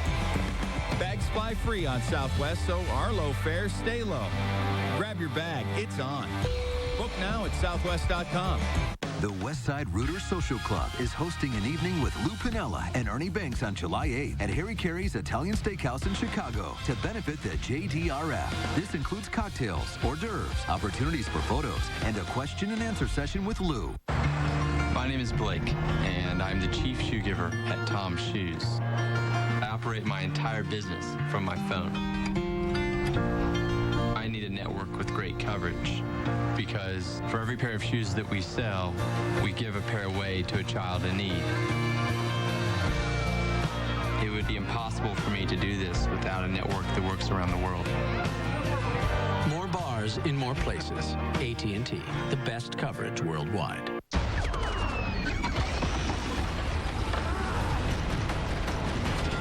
The wait is over. Transformers, rated PG-13, now playing in theaters and IMAX. Gail Fisher here in our downtown Chicago studios. We've got a baseball doubleheader for you here on Comcast Sportsnet today. The White Sox go for their 7th straight win later this evening when they take on the Kansas City Royals. It'll be John Danks taking on Zach Greinke. First pitch comes your way at 7 o'clock, but right now, back to Wrigley with Len and Bob. Gail, thanks. Bottom of the 5th. It's 1-0 Milwaukee. While the White Sox are playing well on the road, the Cubs have been a lot better at home, and including today, 10 more here before the All-Star break. Yeah, 10 more here against 2 division opponents plus the Atlanta Braves. This is a time for the Cubs to make a move if they're going to make one before the break. Fox got hit by a pitch, and the crowd upset after warnings were issued in the previous inning, but just grazed Fox, and again the Cubs hopefully thankful they have a leadoff base runner. Well, you said it earlier, Len. It's up to the umpire at this point to determine intent on the part of the pitcher. And we've talked repeatedly about Jeff Suppan and his need to pitch in, pitch away, pitch up, pitch down, and that time a tailing fastball just clipped Jake Fox on the forearm. Fontenot takes a breaking ball low and inside for ball 1.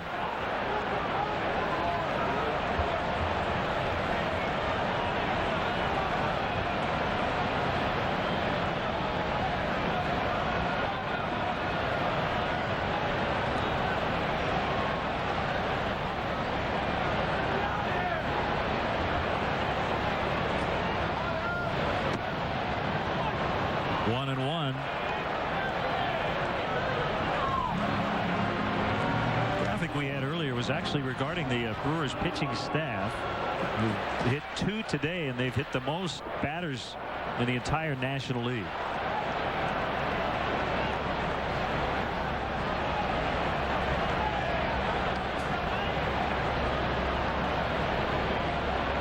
Each team with 2 hits. The Brewers have the only run. That came in the 4th.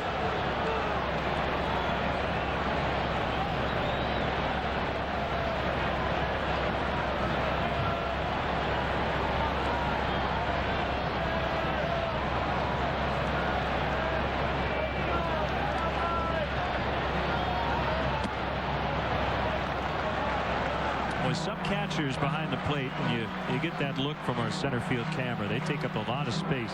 Jason Kendall, I mean, this is almost a compliment to him, I guess. He's almost like a turtle going into his shell. And try to keep all your body parts behind padded areas if possible. I mean, he's not a very big guy to begin with, but he's a real small, compact target to his pitcher back there behind the plate. It's even smaller here as the pitch is coming. Watch this. Slicing, and Braun can't get it. Fox to third. Fontenot with a double. Second and third, no outs. Well, I thought Braun was going to have a great shot at it because the left-handed batter, Fontenot, hit that into the gap, but it was tailing toward Braun. Well, Ryan Braun only has 2 errors on the season, but he's not in there for his glove. Long way to run, reached up at the last instant. I agree with you. I thought that ball was going to slice right back to him, but Mike Fontenot hit it better than we thought, able to get it past Braun off the ivy.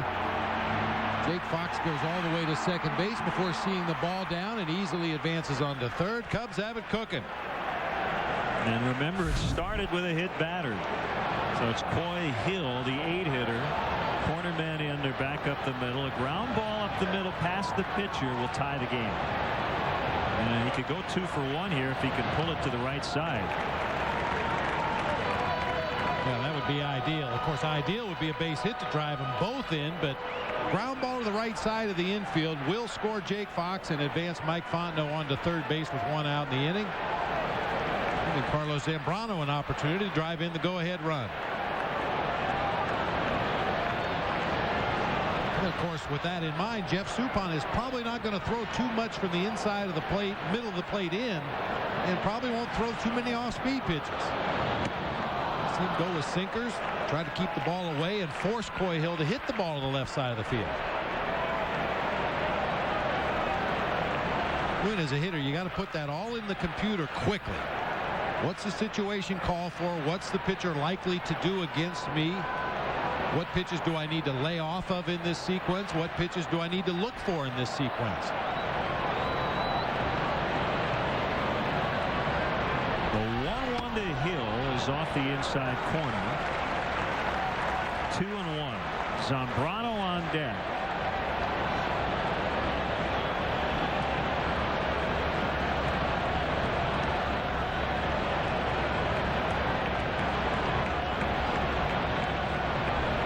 They give Hill a ton of room out in right center. Wind continues to blow in.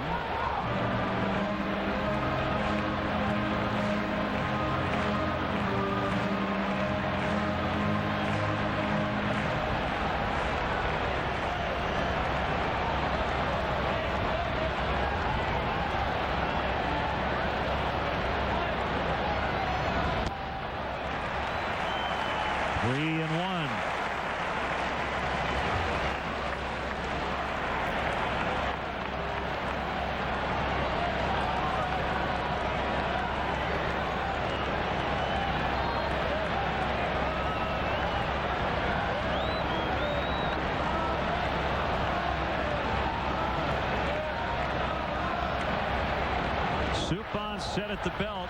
Big 3-1 pitch on the way. Ground ball to first. Fielder looking Cox back and stepping on the bag. 1 out.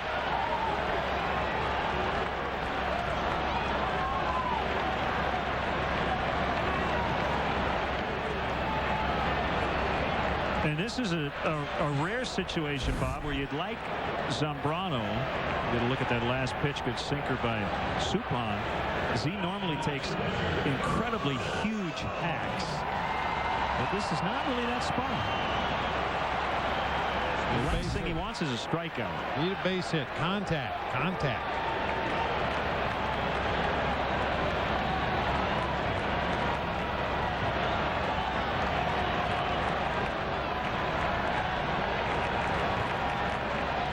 If he hits a 3-run homer, I'll take it all back, but it's all about the risk and the reward as he's trying to tie this ball game.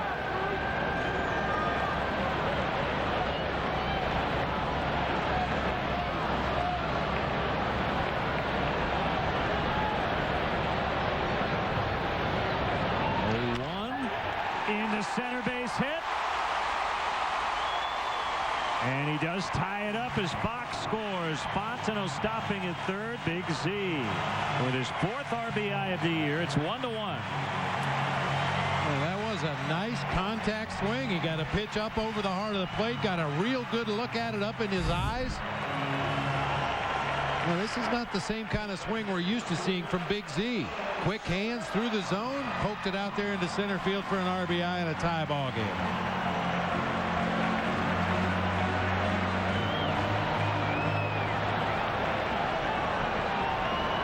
Chance to grab the lead for the first time. Fontenot at third, Zambrano at first, and Soriano at the plate. Alfonso is 0 for 2. Z with a very short lead. Ball 1.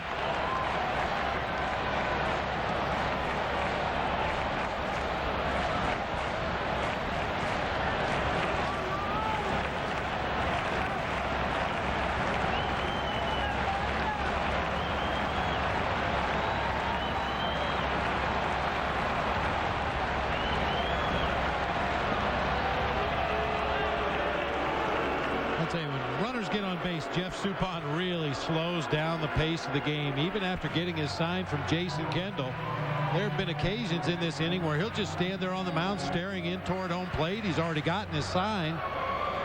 This making everybody wait until he's ready to throw the baseball.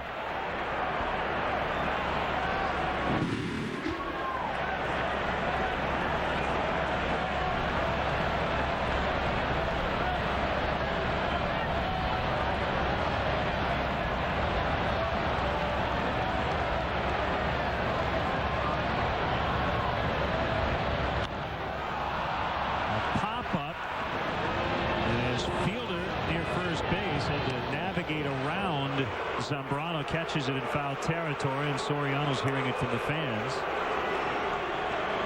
as he has stranded 3 in his last 2 at-bats. Inning still alive. It's Theriot with 2 outs. Award-winning musical entertainment invades Wrigley Field this summer. Billy Joel and Elton John performed their face-to-face tour on Thursday, July 16th and Tuesday, July 21st. Rascal Flatts performed their Unstoppable tour on Saturday, January 18th. Tickets are still available by visiting tickets.com or calling 1-800-THE-CUBS. Mezzanine suites also available by calling 773-404-CUBS. Theriot thought about a bunt, and he was able to pull it back in time. 1-0.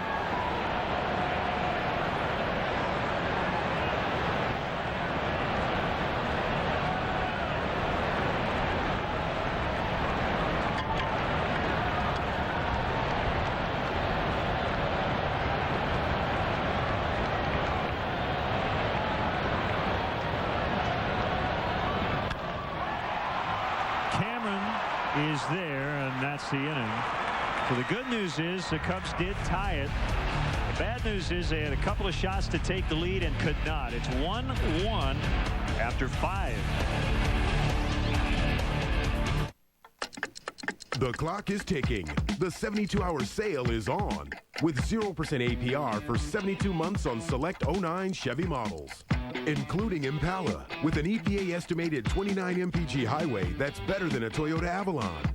And now get 0% APR for 72 months on any Impala with an average finance savings of over $6,200. But hurry, time is running out. The 72-hour sale ends Monday. See your local Chevy dealer. Don't miss anything happening in St. Louis. Watch Sports Night throughout the All-Star break as Chuck Garfien covers all the festivities, interviews, behind-the-scenes access, and all the sights and sounds from the Midsummer Classic. Sports Night All-Star Reports with Chuck Garfien, July 13th and 14th on Comcast Sportsnet. How'd you get her to agree to this? Simple. I told her about the Luna Double. I went to luna.com/Cubs and saved double. It's like found money. 773-202 Luna. All right, I'm on it. Dex, we need somewhere that'll print and bind 6 presentation books. Crosswell's on the corner of 23rd and... Sweet like a lollipop, don't stop. Is it a free download? Dex, you were saying? Crosswell's on the corner of 23rd and... Ooh, I'm getting another call. I'm going to take it. Trickles, don't stop. Don't stop. The most complete local info in the book at DexKnows.com and now on your mobile device. Dex knows. Sunday, get ready for drama on CSN as the series finale between the Cubs and the Brewers ignite at Wrigley. Coverage begins with BMW Cubs pregame live. Join Lynn and Bob for a Central Division collision. Cubs Brewers, Sunday at 12:30 on Comcast Sportsnet. Fans' best friend. Tonight, catch the latest edition of Chicago Tribune Live on Comcast Sportsnet.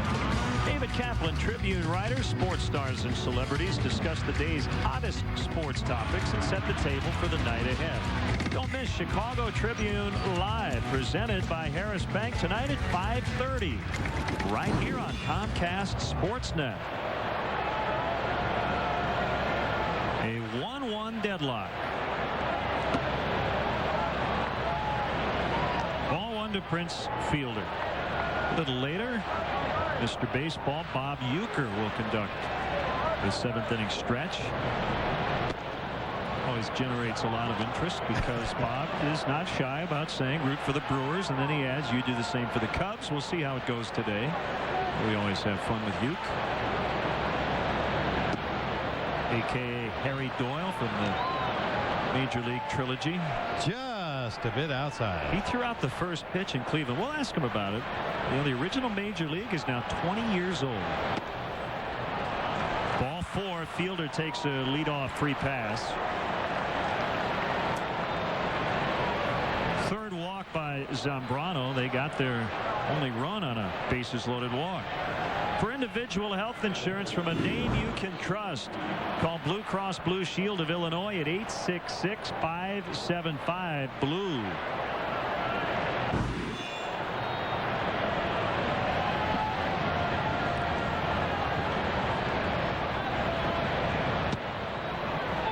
Called strike to Casey McGee. Third baseman by trade. He's there today. Was converted to catcher at one point early in his minor league career. He's played some second base. He can play first. Versatile guy. Got his first shot at the majors last year. With the Cubs, he was acquired on waivers by Milwaukee in October, and he's done a really nice job for Ken Maka.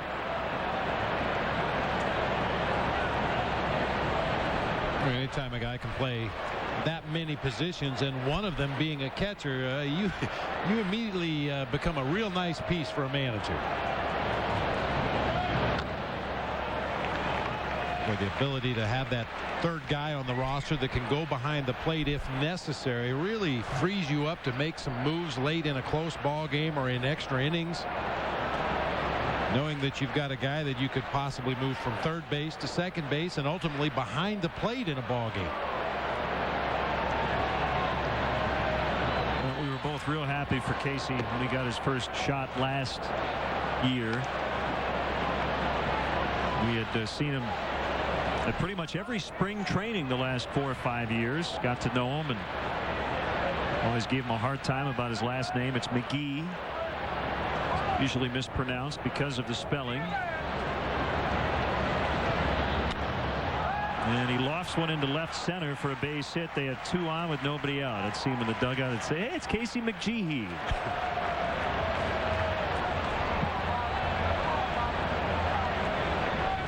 But the longer he's here, the better chance that everyone's going to get his name right. Meanwhile, Z's got to work out of some more trouble. They had the bases loaded with no outs in the 4th and got 1. They have first and second no outs here in the 6th.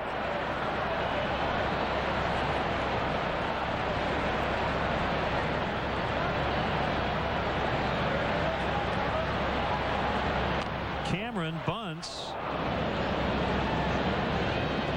And it's foul. Pretty sure that was on his own. Well, and interesting, Bob, because Coy Hill let it roll. That ball almost came back fair as it hit the lip of the grass. But I think Z looked at the other 2 runners. Even though Cameron didn't move, he would have been an easy out. And he picked it up quickly. So there are 2 theories there. Do you want to get the easy out, or do you want to try to get him out and keep those runners right where they are? Interesting question. What would your choice be in that spot? Again, as you said, you got to put all of that in your computer before each pitch. I'm not so sure Coy and Z agreed as the ball was rolling. Coy kind of let it go to see if it was going to come back fair, and then Z quickly snatched it up.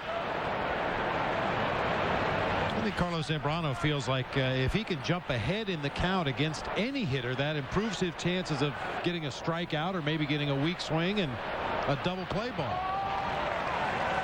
1-2. And the reason I said Cameron did that on his own, the Brewers are dead last in the National League in sacrifice bunts. Ken Maka just does not like to give up outs, especially with those guys in the middle of his batting order.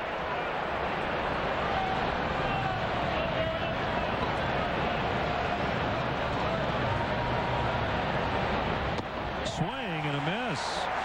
So he does get Cameron and the runners right where they started at first and second. Well, that's his first strikeout. How about that? We're in the 6th inning. Won't see that too often in a Carlos Zambrano start. No strikeouts through the first 5 innings.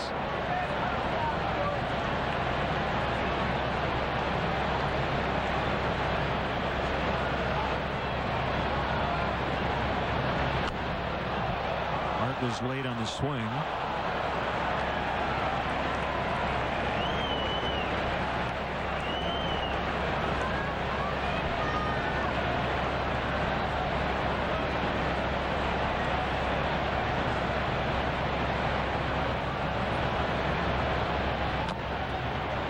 Bounced off the plate and kicks foul. I'll tell you, Lynn, what we've seen from this ball game so far, fly balls hit to the outfield are going nowhere, especially to center, right center, left center. We've seen the ball get knocked down drastically. I think the Cubs are playing way too deep defensively. We always play very deep defensively in the outfield, but a base hit that gets through the infield, I don't think any of the Cub outfielders will have a chance to throw out Prince Fielder at home plate from the depth they're playing in.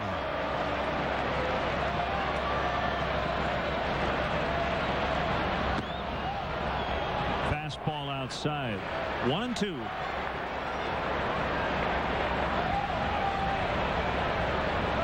Good one going on in New York. Yankees 3, Blue Jays 2. They're in the top of the 8th. Only other game going on right now. He went. That's a strikeout. Z picked a good time for his first 2.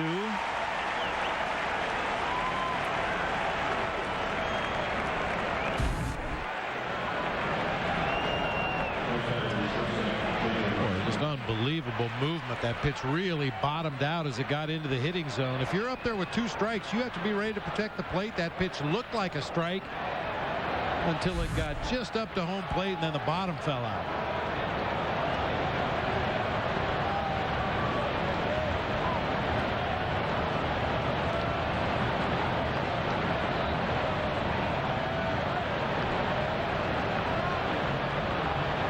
The pitch to Hardy. Slider strike.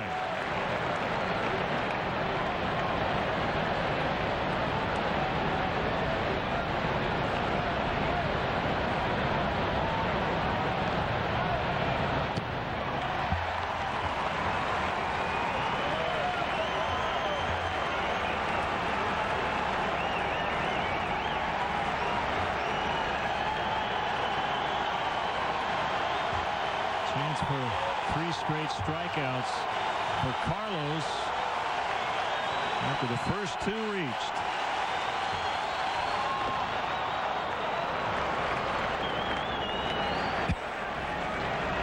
As you always say, any block is a good block from behind the plate. Follow it home and see what it eats. Ball got out of Coy's glove after he blocked it over near that left-handed batter's box. Thought he had it, and then it gets away, and then he thought he had it, got away again.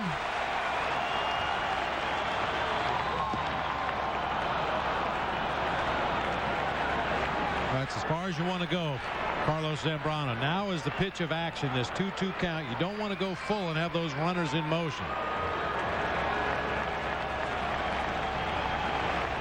He holds his hands far away from his body. 2-2, and he has gone full.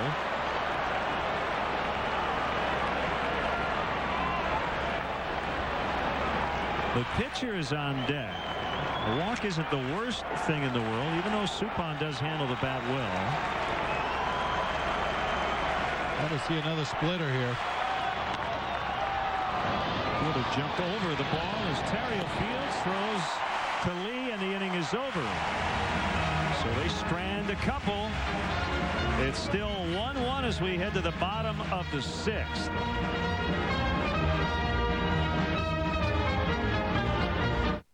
Dames en heren, we gaan beginnen.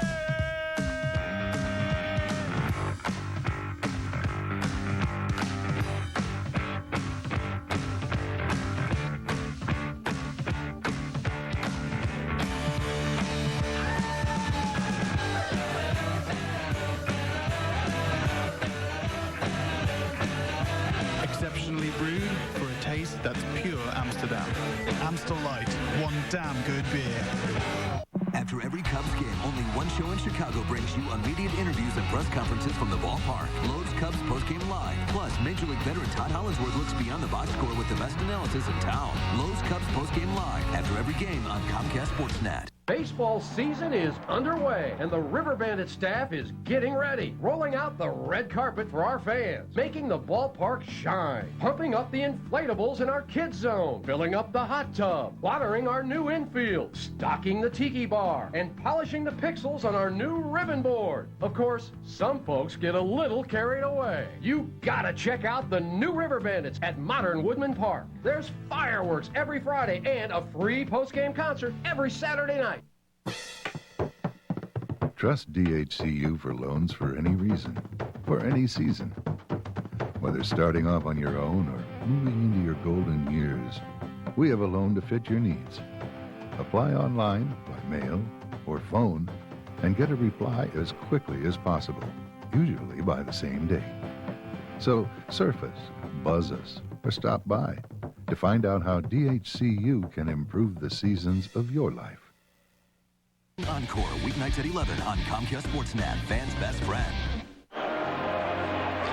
Time for today's Jimmy John's delivery.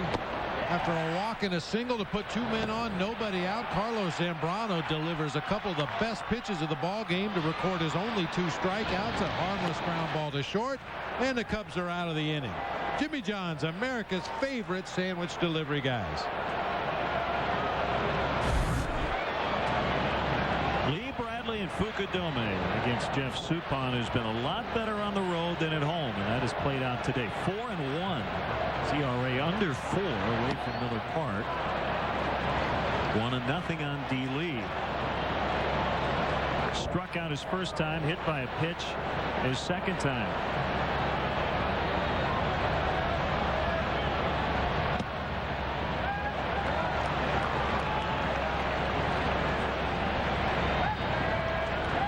Everybody's eating today. Ice cream, popcorn, hot dogs. That's what you do when you come to the ballpark. It's dropped by Casey McGee, and the throw is not in time. And the Brewers are giving the Cubs chances. Fourth error of the year on McGee. Two-hit batters, and now this error. That was as routine as it gets. Did it hit a pebble or something down there? It looked like a routine ground ball on 3 or 4 hops. Just climbed right up Casey McGee's arm. Tried to slap that bare hand down on top. Was just a little bit late. And Derek Lee able to leg it out. Bradley is 1 for 2. A line out and a single.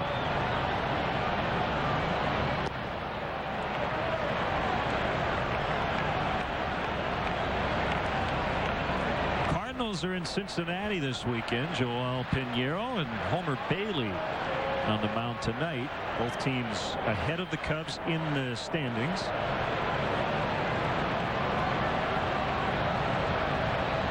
Houston right behind the Cubs. They're in San Francisco.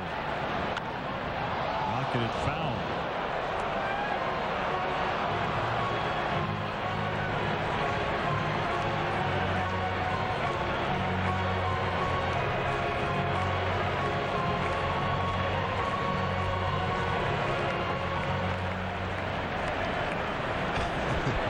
They're doing it on purpose now. Yeah, I think so.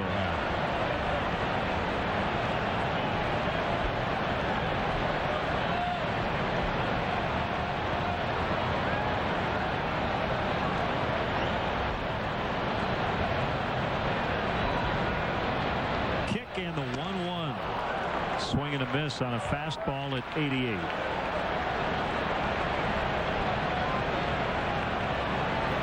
Bill Bradley with a deep breath. That's a pitch he's been looking for a long time. We've talked about his approach from the left side of the plate. He's been getting jammed a lot, seeing a lot of pitches inside under his hands. That time an 88-mile-an-hour fastball out over the plate.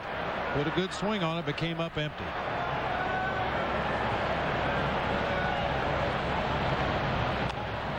Hit foul.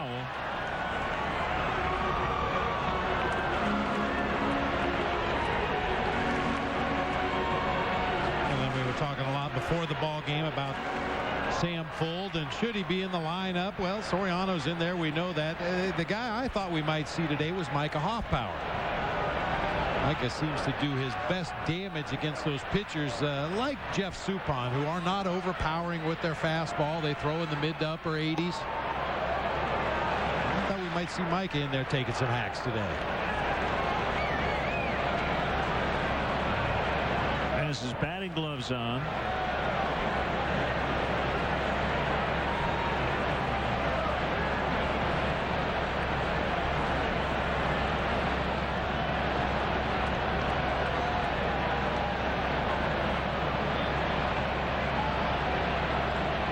Two to Bradley.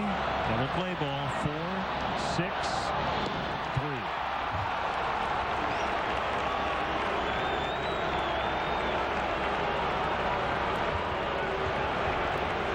So just like that, 2 outs.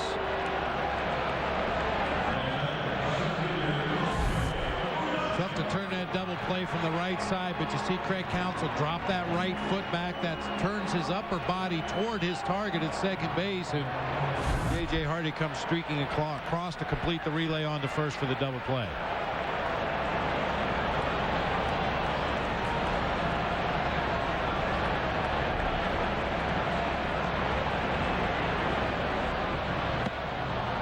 Kosuke went too far. 1 strike. Excellent pitching matchups tonight will be at Fenway Park. Felix Hernandez, who's 8-3 with a 254, will face Tim Wakefield, the knuckleballer, with 10 wins against only 3 losses. Kevin Slowey, a right-hander with the Twins, will go for his 11th win as he faces lefty Luke French of the Tigers at the Metrodome. Oui, oui.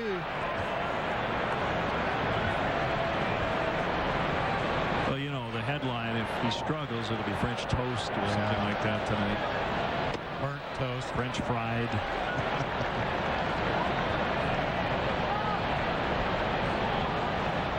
White Sox up against Zach Greinke tonight, who's 10-3. His ERA is under 2.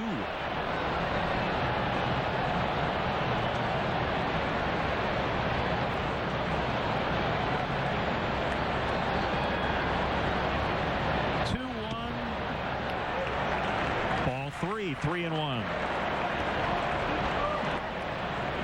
Rodrigo Lopez will pitch for the Philadelphia Phillies. It'll be his first major league appearance since he was a Rocky in 2007. Phillies are hosting the Mets. That's a big one tonight as Kosuke walks to keep it alive for Jake Fox. Cubs Destination's a preferred baseball road trip provider of the team. Provides fans with the most unique VIP road trip experience available. Each package includes great tickets, first-class hotel accommodations, a tour of the ballpark, and a private meet and greet with a current Cubs player. For more information, visit Cubs.com.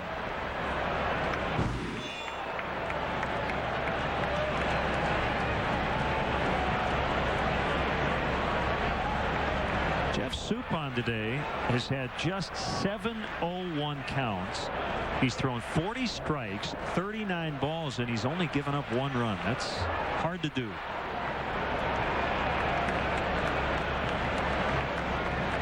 In a lot of ways, this is a typical Jeff Suppan start. He just doesn't give in to the strike zone. He nibbles and nibbles and nibbles. Even when he's behind in the count, he refuses to just lay fastballs in there. Ryan Braun catches, and that's the inning. An error and a walk, but no runs. We're still tied heading into the holiday weekend. 4th of July is tomorrow. It's 1-1.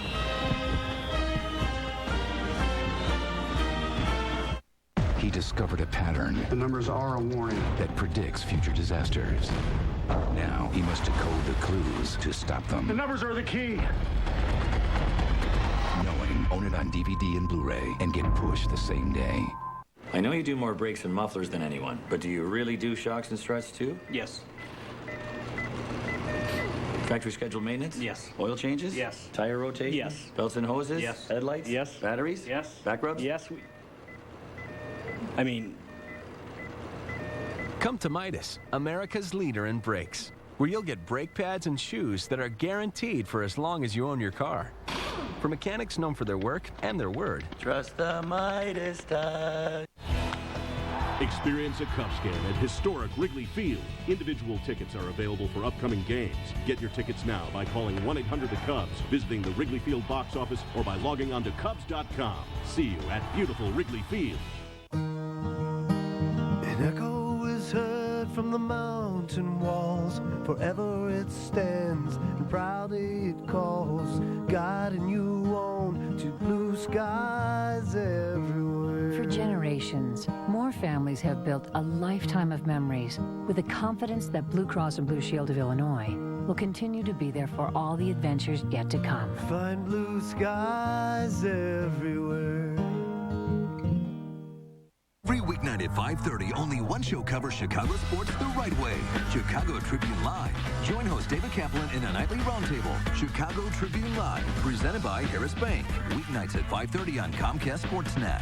Fans' best friend. Tonight, it's a royal matchup on Comcast Sportsnet as A.J. Brzezinski and the Sox battle Coco Crisp and the Kansas City Royals in HD. Join Hawk and Stoney for White Sox Royals. Tonight at 7. Seventh inning, 1-1. Brewers and Cubs. Suppan remains in.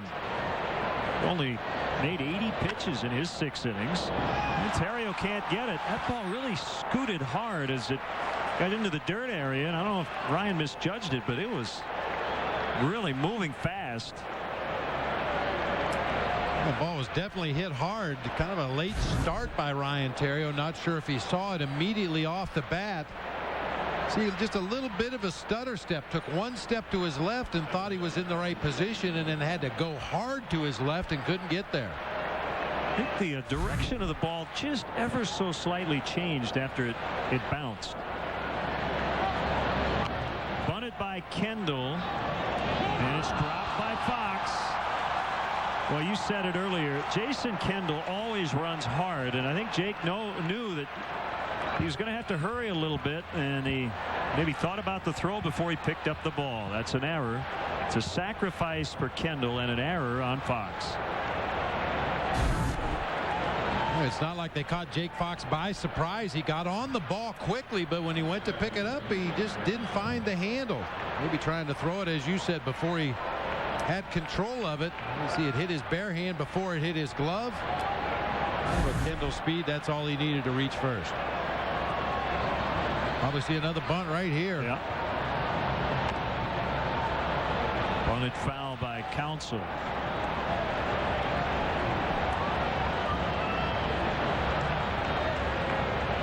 Well, a real tough part of the order. After Counsell, it's Braun and then Fielder.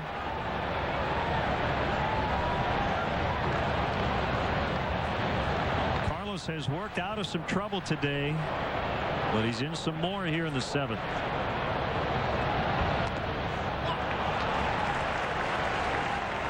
To Counsell. Carlos Zambrano is not the easiest pitcher in the major leagues to bunt against because of all the late movement he has on his pitches. Greg Counsell is a very accomplished bunter, something he does extremely well and has done throughout his career, and 2 very lackluster efforts against Big Z here.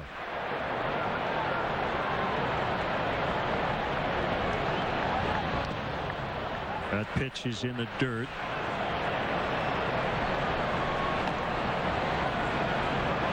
Lee and Fox are still playing in, even though Counsell did not show bunt on that last pitch. But given the fact that it's Jeff Suppan, the pitcher, as the lead runner at second base, they're probably thinking about maybe getting the lead guy at third should Counsell hit a ground ball. Instead, he strikes out.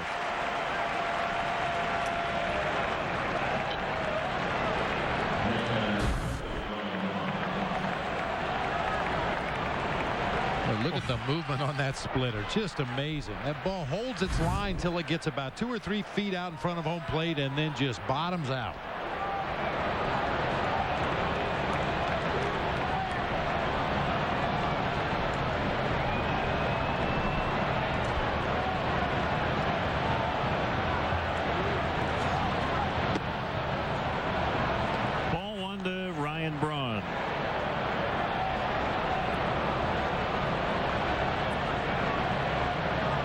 Cubs have committed 2 errors today. The Brewers with 1. Each team with 4 hits and only 1 run. At the knees, 1-1.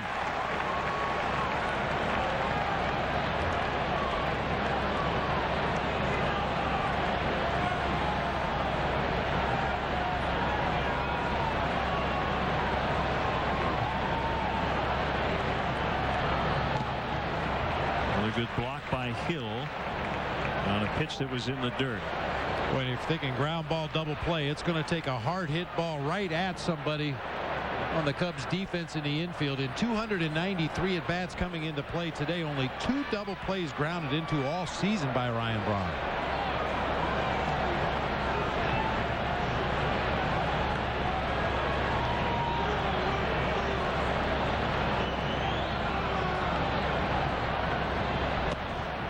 Way outside, 3-1. Fans are groaning a little bit. I'll tell you, Carlos has worked out of a bunch of jams.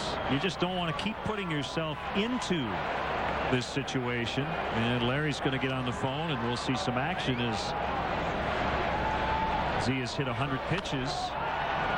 Line, and it'll be caught by Bradley. 2 down. So Braun hit it hard on a 3-1, but Bradley caught it.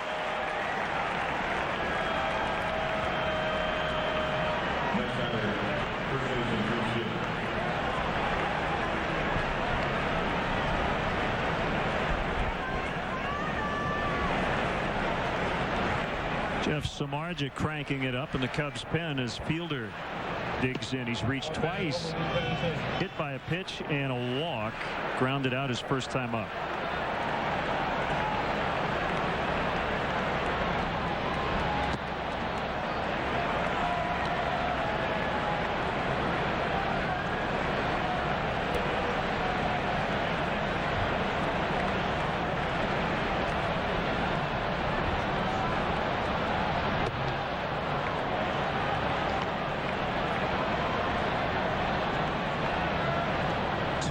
Fielder with McGee on deck.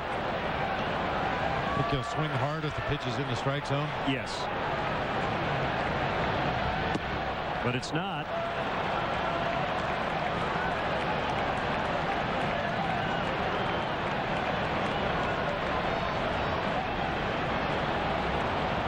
I believe he's got the green light here if it's something to his liking.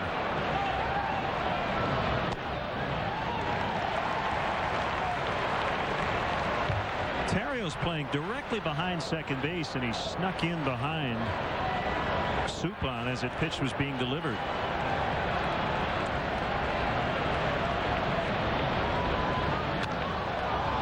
And a base hit. Suppan's going to try to score. Fukudome's up with it. The throw to the plate. They got him. They got him to end the inning, and it remains tied 1-1. Time for the stretch. The voice of the Milwaukee Brewers, Bob Uecker. Hey, all right, everybody. Let me hear you. 1, 2, 3. Take me out to the ball game. Take me out to the crowd. Buy me some peanuts and Cracker Jack.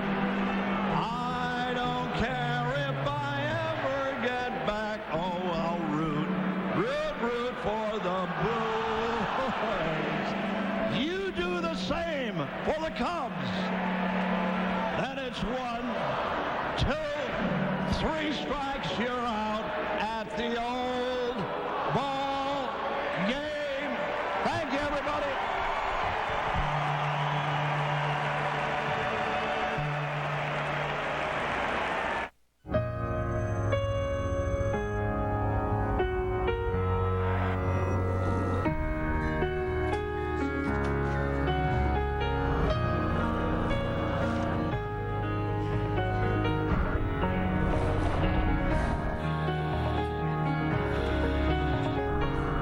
Say I'm arrogant.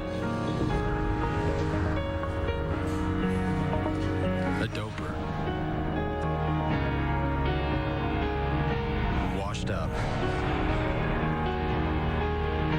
A fraud. That I couldn't let it go. They can say whatever they want. I'm not back on my bike for them.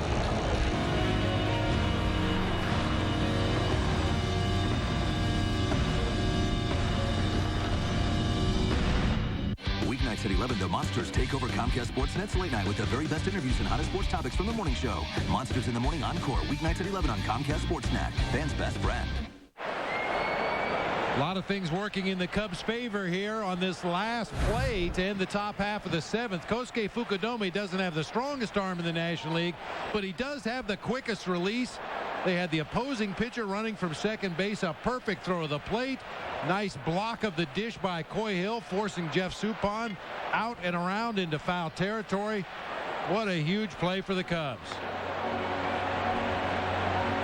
Hill able to hang on to it. And we remain tied at 1-1. And Bob Uecker, that's the biggest ovation you've received at Wrigley Field as you've sung it was the beautiful. stretch. How are you, Bob? I'm doing good. Good to see you guys. Yeah, always, Lenny. Yep, Bobby, thank you. Yeah, that was great. Great atmosphere here as always. Oh, and man. This rivalry has really blossomed, hasn't it? You know, it's not a killer rivalry, though. You know, it's not like you guys have with the Cardinals. I know that. But it's nice. You know, what are we, 90 miles apart? And, I mean, you guys, the thing that makes me laugh this year, you guys have been to Milwaukee twice, and this is the Brewers' first trip to Chicago. You know, it's July. Don't get us started on the unbalanced schedule. We've been to Houston 3 times already. Oh, really? Yeah. Oh, man. We're done with Houston. Going there. Yeah. Yes, I don't know who does that stuff, but it kind of makes your head hurt to try to figure out the schedule. Yeah, I mean, it used, what was it? That guy and his wife used to do it. Right. They just threw darts at the thing and he played. You know, that's all he did. Once in a while they hit each other, but so what? One strike, making 1-1 now. Mike Fontenot. Got to ask you about your 2 career highlights in your bio here. One was you were intentionally walked. Yes. By Sandy Koufax. At 2, you got out of a rundown against the Mets. They were both during spring training. And the first one I forced in the winning run to win our first inter-squad game this spring. Yeah. So, yeah, those are... You wouldn't say the World Series with the Cardinals was on that list? Or? No, I didn't play. They injected me with hepatitis. I sat on the bench. I had a home run against Sandy Koufax. I had to apologize. I always thought that would keep him out of the Hall of Fame. I was always embarrassed about that. Well, it did not keep him out of the Hall of Fame, No, I fortunately. guess not. Aaron Heilman up in the Cubs bullpen. 2-2 on Fontenot. And then he struck him out. It's the 20th anniversary of the original Major League movie, and you guys were in Cleveland recently, and I saw you threw out the first pitch, and you know were what I was trying to do? I actually tried to throw a ball outside, because that's all I heard the whole 3 days, or just a bit outside, just a bit outside. So I tried to throw a pitch outside, and I threw it in the dirt. But yeah, you know what? They're going to do a Major League 4. That's in the making right now, and my partner in the movie, Monty, who's from Chicago, by the way. Okay. Yeah, he's going to be in there too. Mm-hmm. Is he in the Hall of Fame? Somewhere here in Chicago. He's in Summer Hall here. That is caught. Nice play by Braun. Micah Hoffpower. All right, Harry Doyle, can you call this pitch? This was a suicide squeeze attempt from last week. Here's Big Z. Just a bit outside. Nicely done. Well, who was that? That was Carlos. He saw out of the corner of his eye they were going to squeeze, so he tried to throw it low and outside and missed by about 10 feet. That was a good one. That would have fit right into one of those movies. Man, that was it, yeah. Here's Micah Hoffpower batting with 2 outs. We've asked you this before, but the play-by-play stuff you basically ad-libbed, right? Yeah, they let me, David Ward, who directed and wrote the Major League 1 and 2, and the other one, the third one, was on airplanes the next day. Oh, that stinks. That was Major League 3 back to the minors. That was a real tanker. But, yeah, they told me to be this guy, you know, this Harry Doyle guy. And I mean, it's nothing I don't do on our broadcast once in a while, you know, depending on what the game is. But it was a good time. Lenny, it was a lot of fun to do the film. And I know it's become kind of a cult thing now. Sure. Well, I'll be honest with you, and I don't think I'm, you know, giving away any secrets. Harry Doyle is the guy we'd all like to be on certain days. You know what I mean? Kind of the HBO version of a play-by-play announcer, which, you know, it's a family game. It's a family show, but there are days when it's a little frustrating to watch your own club, I didn't use any bad language. No, but you hold back a little when you do it. You're a pro, whatever. But Harry Doyle, he kind of crossed the line a little bit. Harry was, he had a little hit once in a while. He's on the air and nothing wrong with that. A lot of people wanted me to be Harry Doyle when I played. Great stuff. A 1-2 pitch to Hoffpower, swing and a miss. Duke, always a pleasure. Great to see you here in Chicago, and enjoy your 4th of July weekend. Thank you, pal. Thank you, Bobby. Good seeing you.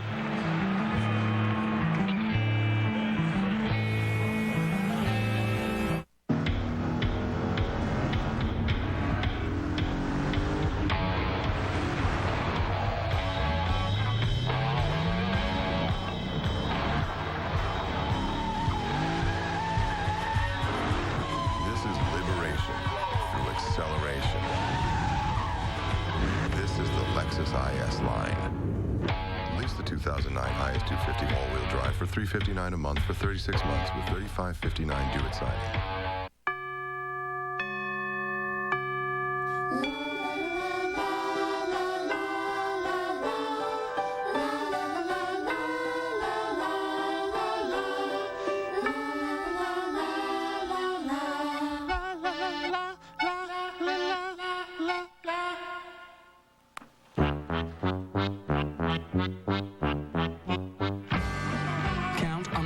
Fastest 3G network.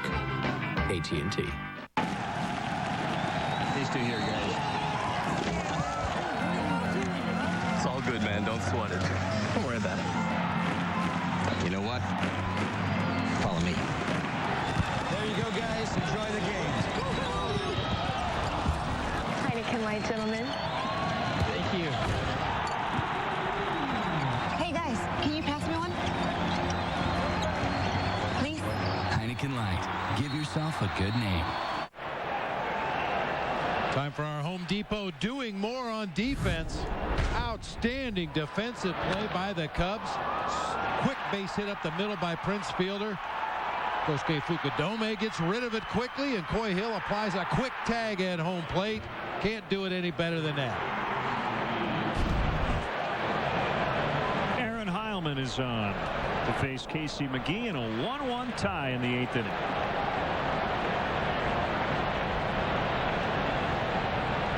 McGee is 1 for 3 on the day. Blowing outside, ball 1. Thanks to Bob Uecker for having some laughs with us, and want to give a pop to his partner, Chicago native and former member of the WGN Radio Cubs broadcast team, Corey Provis. See, they're making fun of us, I can tell. Corey's doing an excellent job along with Bob. Brewers radio. As McGee grounds out.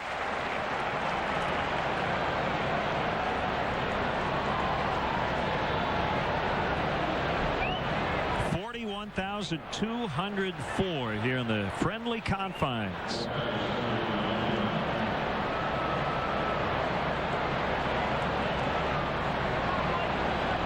And they have been treated to a pitcher's duel.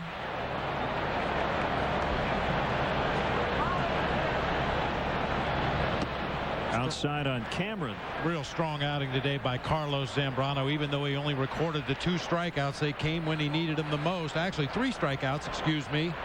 But 2 of them came with runners at first and second and nobody out back in that 6th inning. Seemed like he was able to make his biggest pitches today when he needed them the most.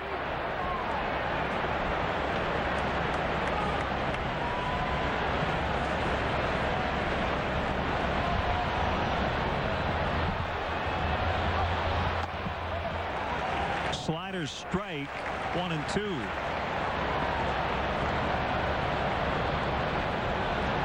Zambrano's ERA down to 3.5, right at 350 after 7 innings and 1 run, 5-hit ball.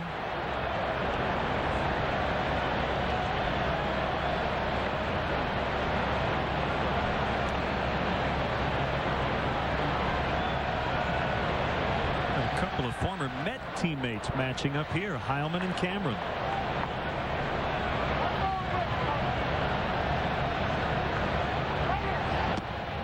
Got him. Called strike 3.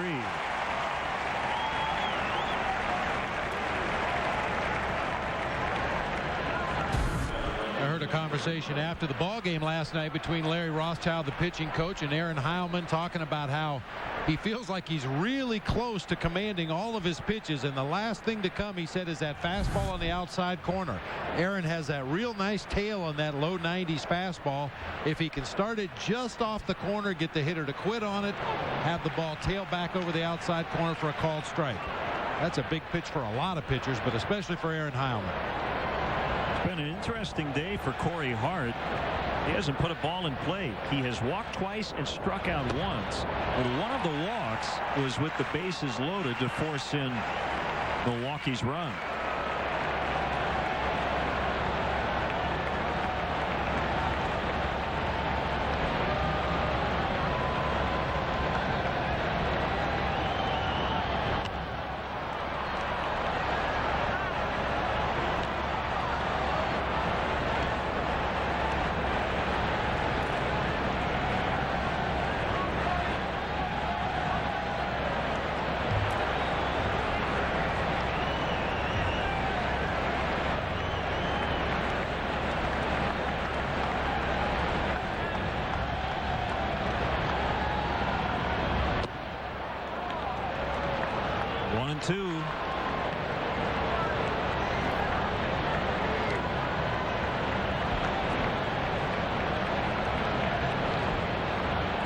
Villanueva up in the Milwaukee pen.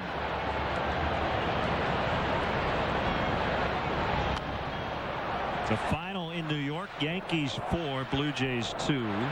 A.J. Burnett beat Brian Tallett.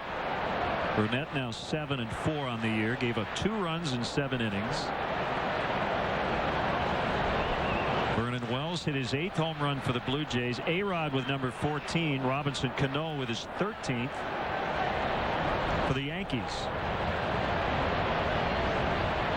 A-Rod still hitting just .237.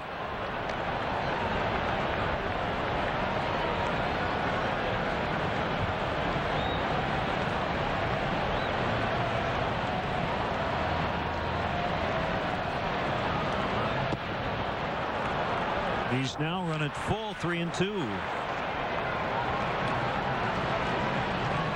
Sean Marshall's become that guy you only bring in with runners on base. He keeps stranding them.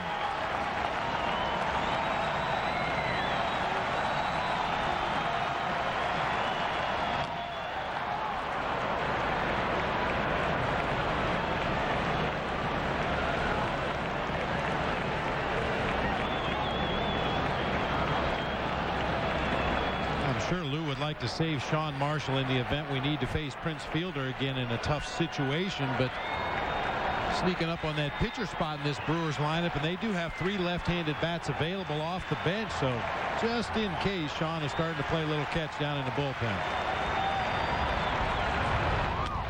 Bounce back to Heilman. Nice stab. He'll underhand to Lee. The long at bat, but he finally got him. He goes 1, 2, 3, bottom 8. 1-1.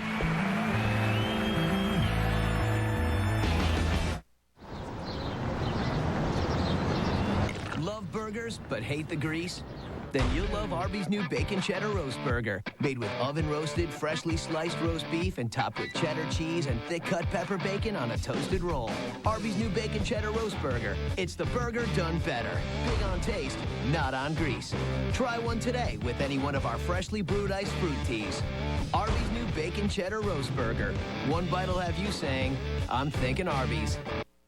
I've always been a direct mail kind of guy, and just thought I'd step outside the box. And Rana from On Media called on me, and they had a great campaign that was affordable, and I thought I'd give it a shot, and it's been very successful. I recommend that any business other than my competitors use On Media, and I think they're a great company, and I'm going to continue using them. Hi, I'm Rana. Let me help you stay ahead of your competition. Call me at On Media. Palmer Hills Golf Course in Bettendorf is a public 18-hole course and driving range. It's home to 100-year-old oak trees and features rolling hills with creeks and a pond coming into play on 11 holes. A wide variety of tee options make Palmer Hills playable for golfers of any skill level. We also offer professional golf instruction in both group and private settings. Our new clubhouse features a fully stocked pro shop. And for food and drinks, visit our new Palmer Grill. If you enjoy playing golf, Palmer Hills is for you. Beautiful, scenic, enjoyable. Play Palmer Hills Golf. Every morning, only on Comcast Sportsnet, fans' best friend.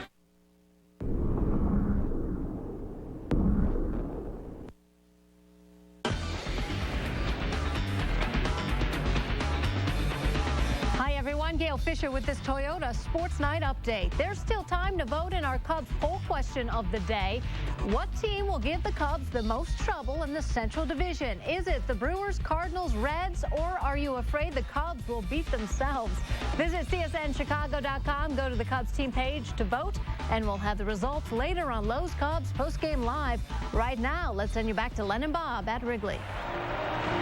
Thanks. Jeff Suppan is back out for the bottom of the 8th.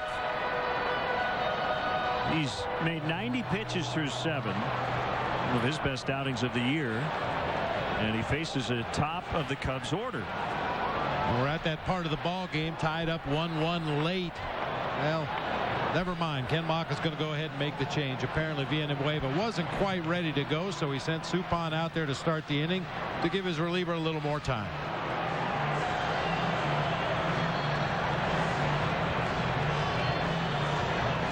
So Villanueva will face Soriano. Suppan exits. It's 1-1 in the bottom of the 8th.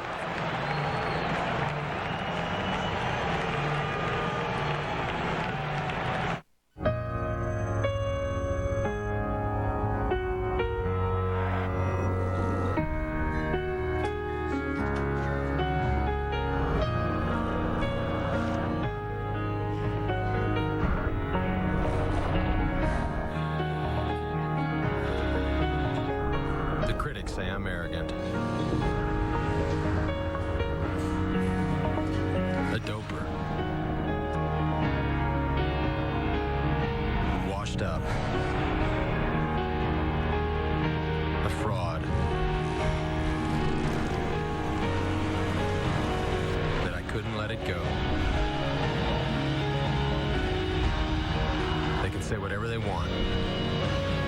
I'm not back on my bike for them.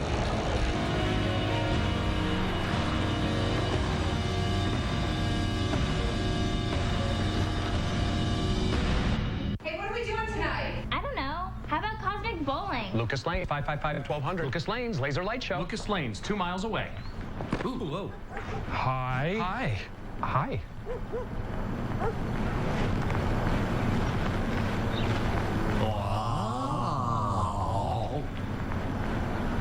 Lucas Lane. Ow! The most... Villanueva to Soriano, called strike on the outside corner on a breaking ball. 36th appearance for Villanueva. Got the win against the Cubs on April 10th in Milwaukee.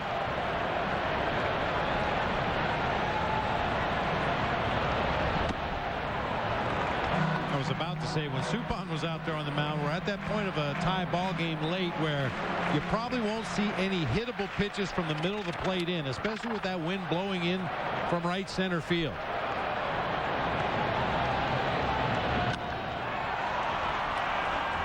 Hart battling the sun, and he finds the ball and records the out. Time to bring you up to speed with the AT&T Rapid Rewind. Carlos Zambrano walked in the go-ahead run, but he later tied it up with a single in the bottom of the 5th. AT&T, the nation's fastest 3G network. AT&T, your world delivered.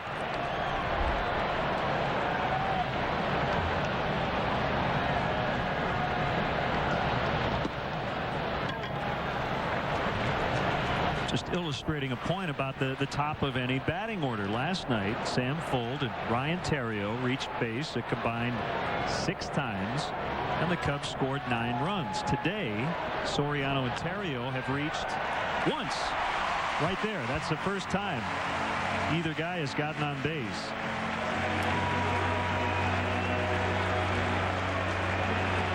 Hard to get rallies started when those guys who bat the most aren't getting on, but Terrio trying to start a rally. Took a breaking ball, kind of a one-handed swing, flipped it out there over the head of J.J. Hardy for a base hit into left field. Now, when you force that pitcher to split his attention between a base runner at first or first and second and the hitter at the plate, that's when mistakes are made.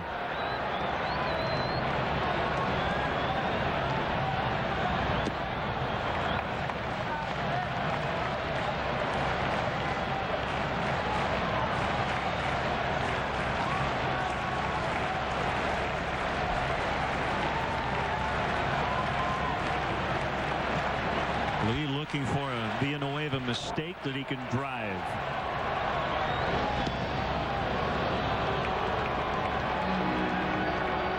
You know, Len, normally the outfield will play a no doubles defense when they want to keep the hitter off of second base, but in this case the Brewers are playing no doubles because they don't want Ryan Terrio to score from first on an extra base hit.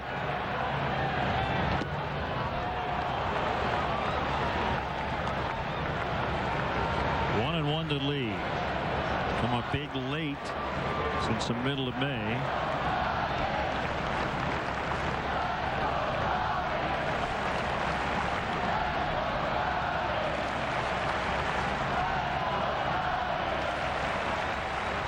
Terrio runs. The pitch is a strike, and he gets in. Looking around to see if that ball got past Counsell or not. Go ahead run now in scoring position, and it's 1-2 on Lee. Not a great jump over there at first by Ryan Terrio, but Kendall's throw tails way to the second base side of the bag out there. Terrio goes in hard with that bent leg. Front leg went right over the bag. The left leg banged into the base and stopped his momentum.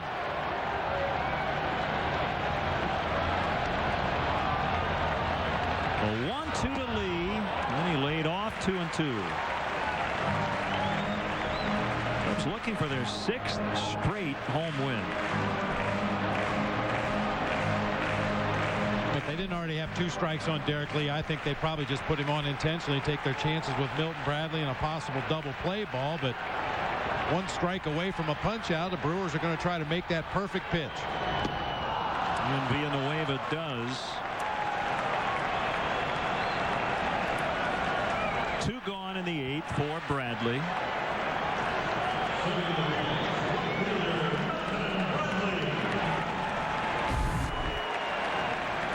Sharp late breaking curveball just on the outside corner.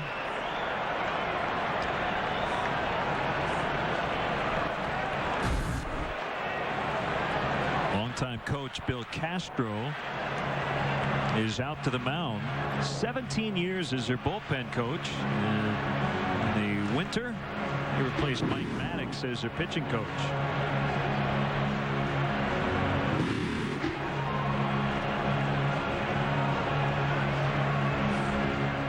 So they talk it over before Bradley bats. It's like Mitch Stetter has just started to sidewind out there in the bullpen.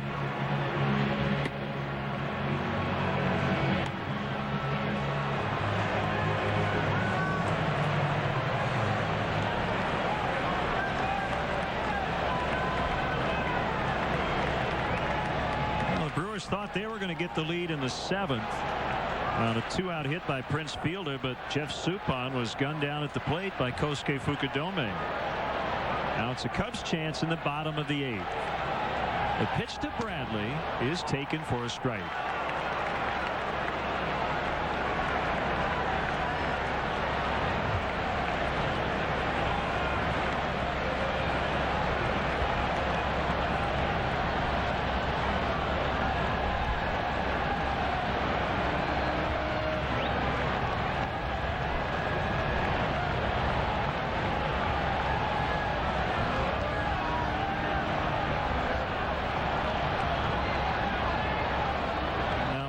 Asking for time.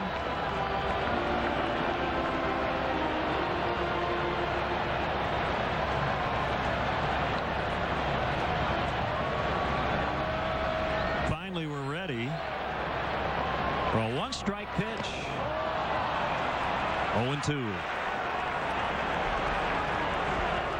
It just seems like Bradley at times is caught in between.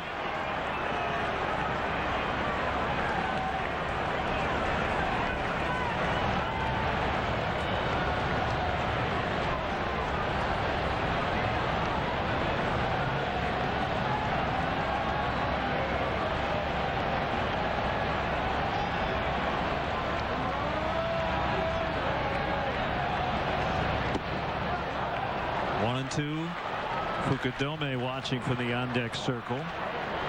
Terrio singled with one out and then stole second. Lee struck out. And Bradley battling down in the count against Villanueva.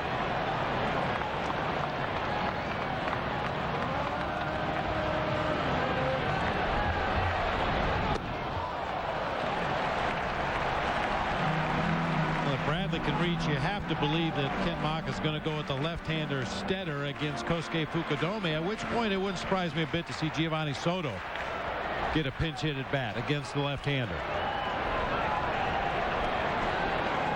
Jeff Baker has yet to make his Cubs debut as well. The pitch to Bradley, and he's worked the full count, 3-2.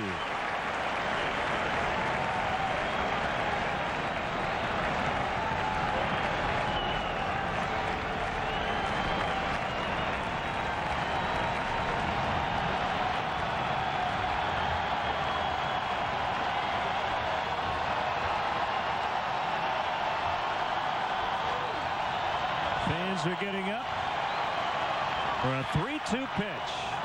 And he walked him. And here comes Kosuke. And we'll see what the Brewers choose to do.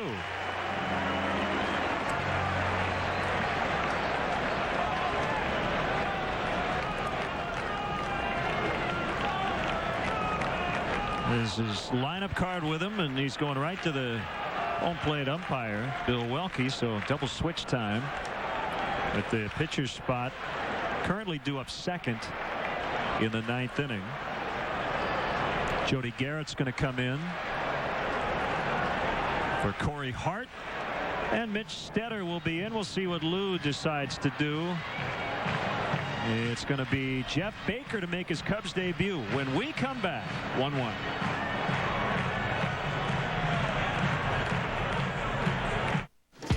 Hi. My meeting got moved up. I need to change my Southwest flight. No problem. You know, maybe other people are content to sit around and wait. Wait for something to happen, for business to pick up. But for you, it's time to kick it in gear. Time to get going. Time to get tough. Take control. You're not going to run it high. Because backing down's not your style. Grab your bag. It's on. Get ready for summer with great products from Menards. Keep your pool sparkling blue with pool chemicals. Algicide is great for controlling the green and keeping your pool clean and clear. Just $3.88 a gallon. Keep bugs away with Black Flag Wasp and Hornet Spray. It kills on contact and reaches nests up to 29 feet above ground. A 14-ounce can is just $1.88. Dedicated to service and quality. Menards. Save big money at Menards. $5 for the sub, huh? What about the drink and the chips? Extra. Think a $5 sub is a good deal? It's time to unthink. KFC's new $5 fill-up boxes, each with a side and medium drink for just $5. Unthink and taste the unsub side of KFC.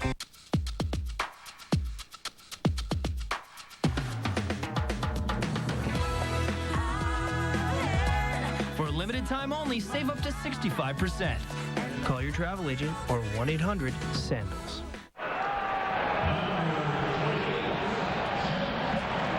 So Jeff Baker makes his Cubs debut.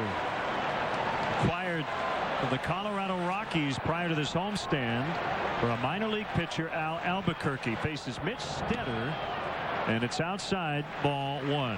Been a tough year for Baker. He has been on the disabled list with a sprained left hand. Garrett in right, Stetter on the mound, first and second, 2 outs in the 8th. And the pitch. 1-1. Baker with some power. He has slugged .458 in his career. He had 12 homers last year and 299 at-bats with the Rockies, but just 12 games this season. Can play just about anywhere. A lot of versatility defensively. Ground ball right to Counsell, who gloves and gets it to Fielder to end the threat. We're going to head to the ninth. It's still a 1-1 tie. Our 737s fly to over 65 cities across the country every day. Final boarding call. Each with an average speed of 590 miles per hour. Almost as fast as you. Nothing's going to hold you down. Starting August 16th, fly Southwest Airlines from Chicago Midway to Boston Logan for just $89 one way. Bags fly free on Southwest, so our low fares stay low. Grab your bag. It's on. Book now at southwest.com. When this shoe store added Aflac to its employee benefits package at no direct cost to the company, it was a perfect fit. Find out more at forbusiness.com. Get ready for summer with great products from Menards. Keep your pool sparkling blue with pool chemicals. Algicide is great for controlling the green and keeping your pool clean and clear. Just $3.88 a gallon. Keep bugs away with Black Flag Wasp and Hornet Spray. It kills on contact and reaches nests up to 29 feet above ground. A 14-ounce can is just $1.88. Dedicated to service and quality. Menards. Save big money at Menards. This isn't my war. I fear it soon will be. Time to lay down some whoop ass. Transformers, rated PG-13, now playing. Cub fans, get ready for an exciting finish. Brought to you by New Finish Cling Instant Detailer. Now enhance your car's shine between polishing with Cling. After the game, stick around for Lowe's Cubs post-game live. Get highlights of all the action, analysis from Todd Hollandsworth, and check in on Lou's post-game remarks. Don't miss Lowe's Cubs post-game live immediately following the game right here on Comcast Sportsnet. Fans' best friend. Sam Fuld will play center with Fukudome out, and Kevin Gregg will take over on the mound. Gregg will go into Baker's spot, Fuld into the 9 spot, as it's J.J. Hardy taking a pitch high. 1-1 in the 9th.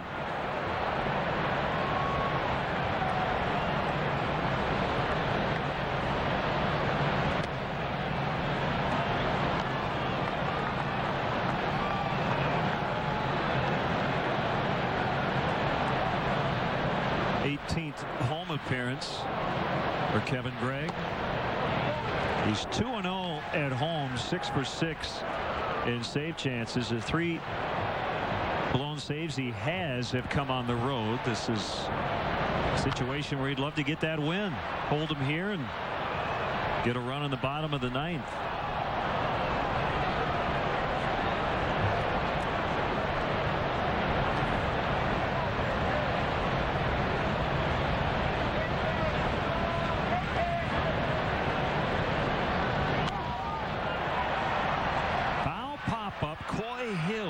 Looking for a little room, but he doesn't have it.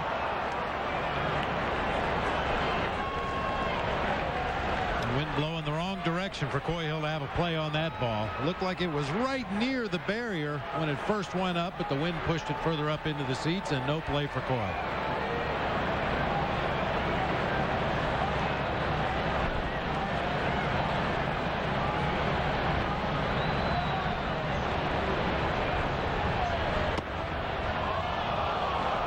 It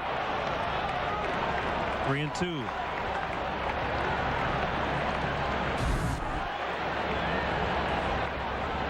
How does a guy lay off that pitch? I don't know.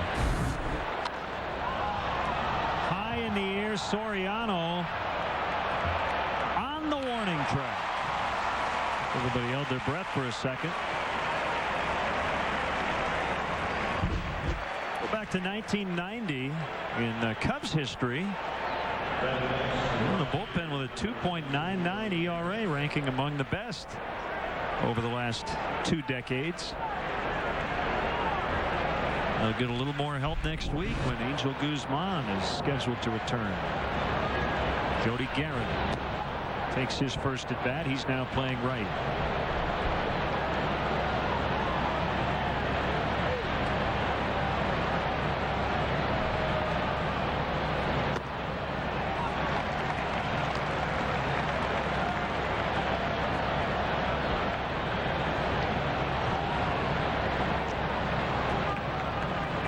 Garrett's career at one time was derailed by right knee problems.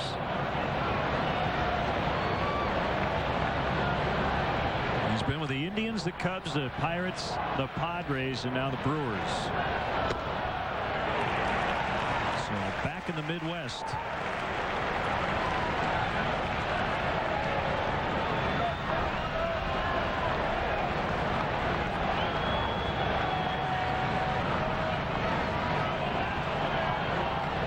Greg's 2-2. A little bit outside. He's surrounding that strike zone today.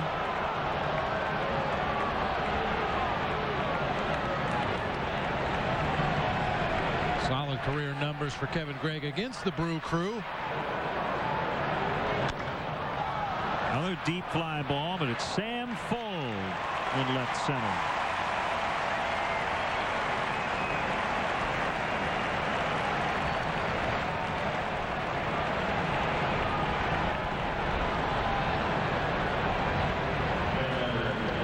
Wednesday, July 8th is Lifeway Foods Day here at Wrigley Field. Game time 1:20, but be sure to arrive early. The first 5,000 children 14 and younger will receive a stuffed Pro Bug. Compliments of Lifeway Foods. Lifeway, go with the flow.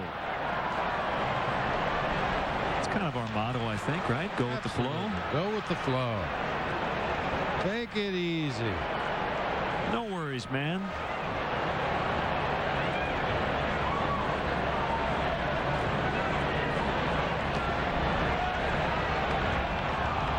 Held.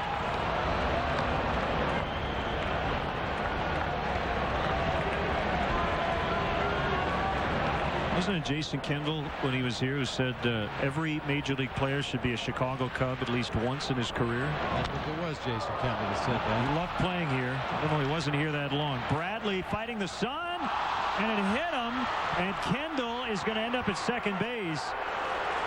Bradley lost it in the sun. And the inning is still alive for the Brewers. It's not the first time that's happened to Milton, and that's now becoming a concern with all the day games the Cubs play here. Right field's a very challenging position to play in this ballpark, and it did hit him in the glove. He has the shades on, trying to shade his eyes with his glove. When he pulled his glove down at the last instant to make the catch, he lost it. Looked like the ball hit him in the bare hand, actually in the arm. Got him in the right forearm / wrist area, and they're calling it a double. And the official score's decision is hard to catch a ball you can't see. So Craig Counsell will bat with Kendall at second and 2 outs. But Kevin Gregg really pitching to the conditions today, getting 3 fly balls. Again, the wind blowing in. If they get an extra out, and it's outside on Counsell.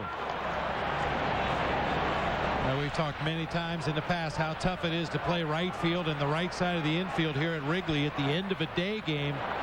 That becomes a vicious sun field. But I got news for you. It's not going to change. Cubs and Milton are going to have to get out here before some night games around this time of day and really work on that, because there's going to be a lot of fly balls to right field in day games at 10 minutes till 4 in the afternoon.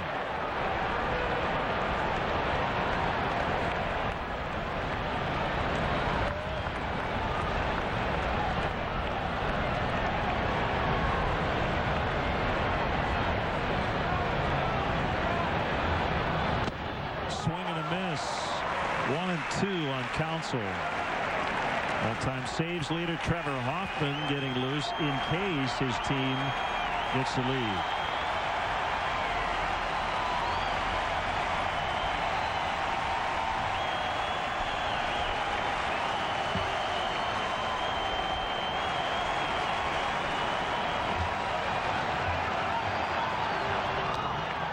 Fouled back over the screen. Still a ball and 2 strikes.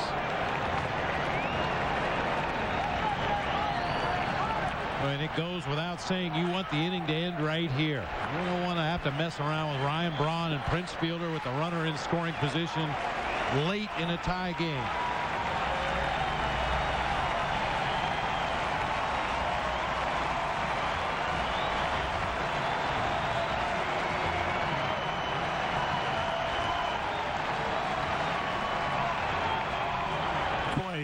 Requested time, as indicated by Bill Welke.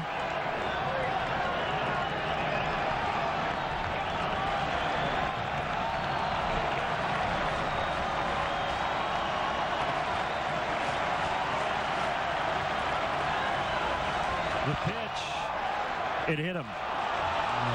Just got a piece of counsel. Coy Hill seems to be arguing that call, and it will be Ryan Braun.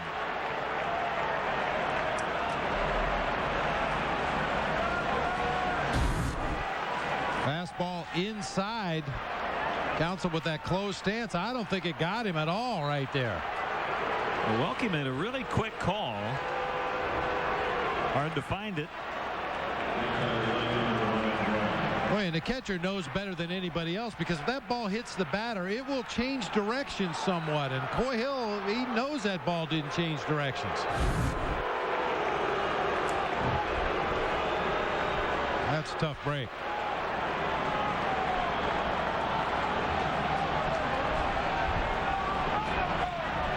Especially considering who's at the plate. Ryan Braun and his .327 batting average. 0 for 3 lifetime against Kevin Gregg with a strikeout and a walk.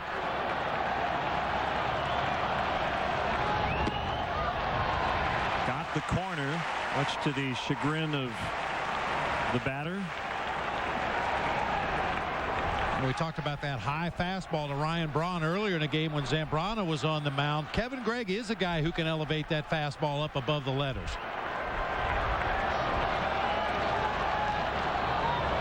Nice block. Good knockdown by Hill.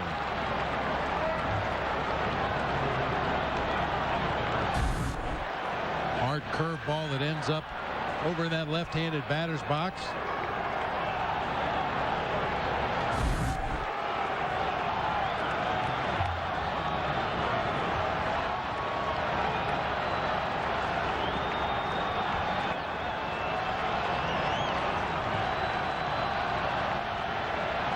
Kick in the 1-1 to Braun, just wide. 2-1.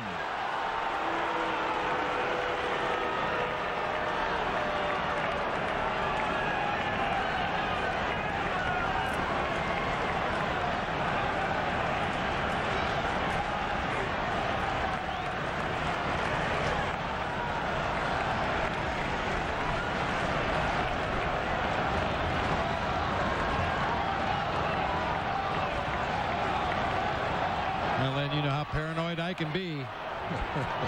Jason Kendall's been out there second base for a long time this inning.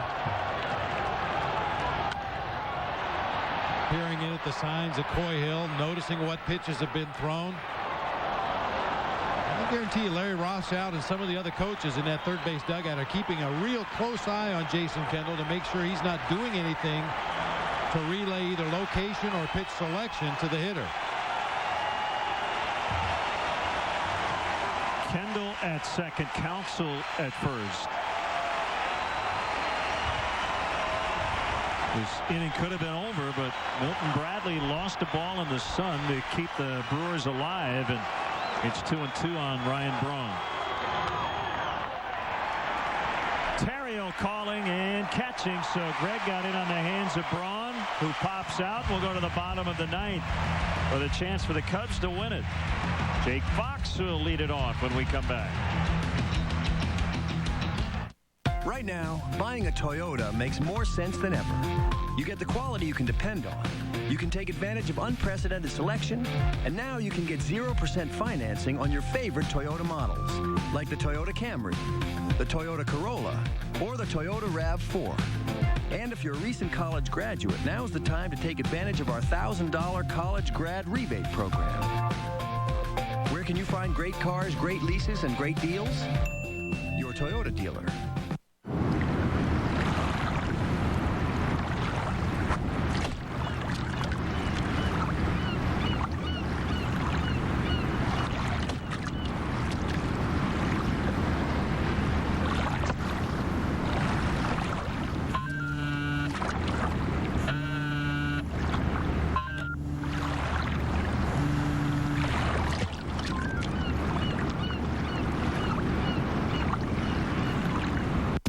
Did you know the Honda Accord holds its value better than any other car in its class? And the reasons are simple. Its exceptional engineering can help lead to lower maintenance costs, and being a top safety pick can help lower insurance expenses. So what's the bottom line? The Accord costs less over the long term, and that's music to anyone's ears. Go to Edmunds.com for an independent report on the true cost to own an Accord. And then check out the affordable leases and low financing you'll find at your Honda dealer. Here's a look at your Feldco Cubs upcoming schedule. Next off day will be Thursday. Braves come in Monday night, and then the Cardinals next weekend. Another game we didn't mention earlier tonight. Manny's back with the Dodgers in San Diego after his 50-game suspension. Dodgers with 29-21 without him. It's 1-1, bottom of the ninth. Jake Fox against Mitch Stetter. Strike one.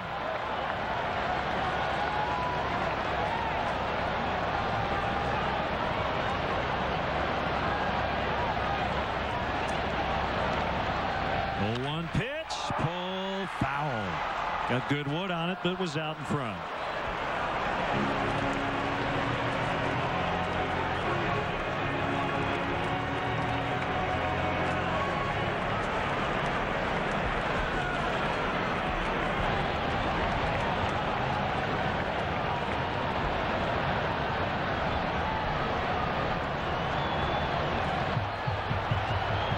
Stetter ready in the dirt.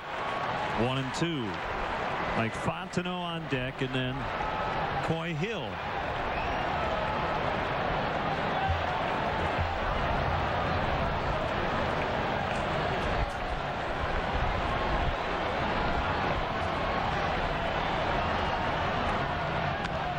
Pulled on the ground. And Casey McGee will throw out Fox. So you have Fontenot looking into the dugout, and he will take the at-bat. We might see Giovanni Soto for Coy Hill in this inning. We'll see.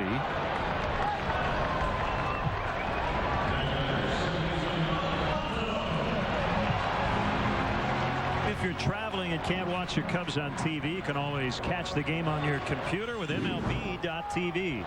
It's the ultimate baseball experience, featuring 100 out-of-market games per week, live on your computer. Catch those you missed on demand. For more details, visit Cubs.com, where baseball is always on.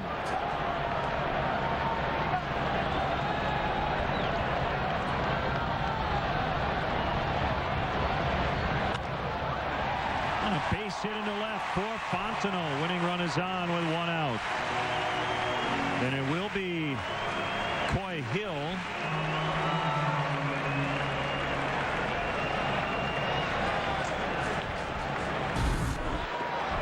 Nice piece of hitting by Mike Fondo against a tough left-hander. Just laid the bat out there and slapped the ball through the hole in the left side of the infield. Talked about it an inning ago. Pitchers try not to make mistakes where the ball can be pulled down either line out of the ballpark, and today that's especially concerned to left field.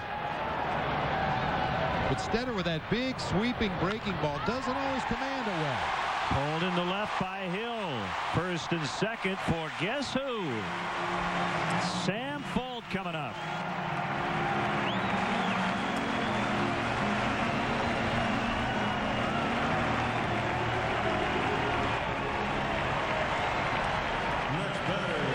fielder, number 27, Sam Fuld.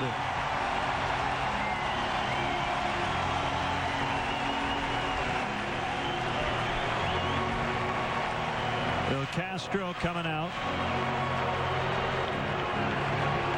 Sam Fuld. Last night, with 2 hits, a walk, 2 runs, and the outs he made, he hit hard. He lined to left and fly to the warning track and right.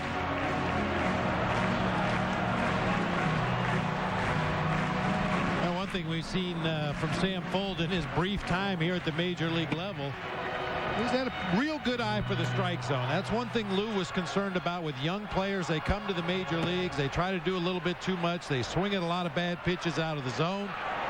Sam Fuld appears to know what he can handle, what he can't handle. Hopefully that will continue in this at bat against a tough sidearm and left-hander.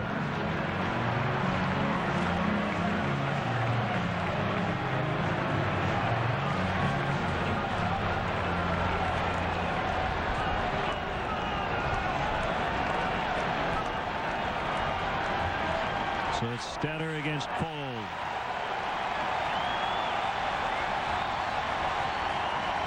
Fontenot at second, Hill at first.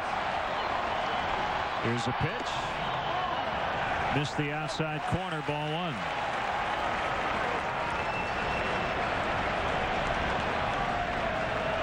A lot of action there in those 10 plate appearances.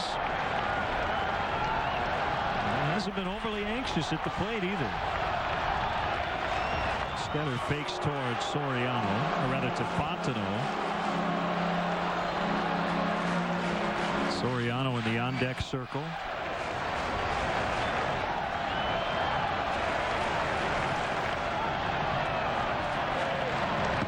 That's a strike. Best outfield arm for the Brewers at this point in the ball game. No doubt Mike Cameron in center field. He charges the ball hard, has an above average arm. Just average on the corners.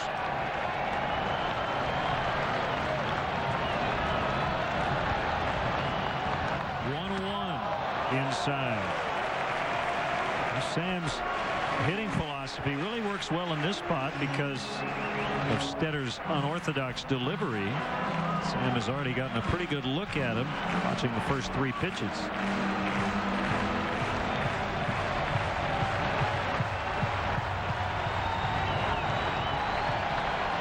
The 2-1 on the way. Had a good rip at it. 2-2 on Fuld.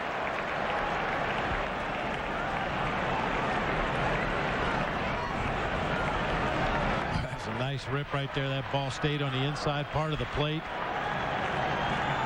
Now you got a battle.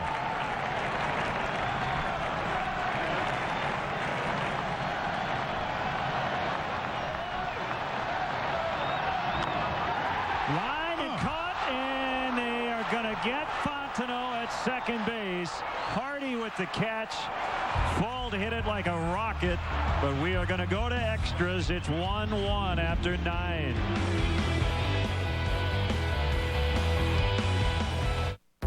Hey Chicago, Fans Edge, the nation's #1 fan shop, brings you the Sports Spectacular Memorabilia Show. Meet over 50 star athletes. Get one of 600 free autograph photos. Score thousands of Fans Edge prizes. Shop and trade with hundreds of vendors. It's the Fans Edge Sports Spectacular at the Donald E. Stevens Convention Center in Rosemont. Fans Edge, everything for the fan.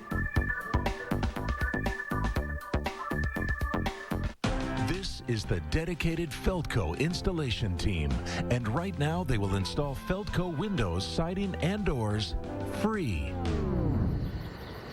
Hey, Dave, we're still getting paid for this, right? Yeah, Jim, we talked about this. It's Feldco's free installation sale on Feldco windows, siding, and doors. It's Feldco's biggest sale of the year. But hurry, this offer ends July 31st. Call 866 for Feldco.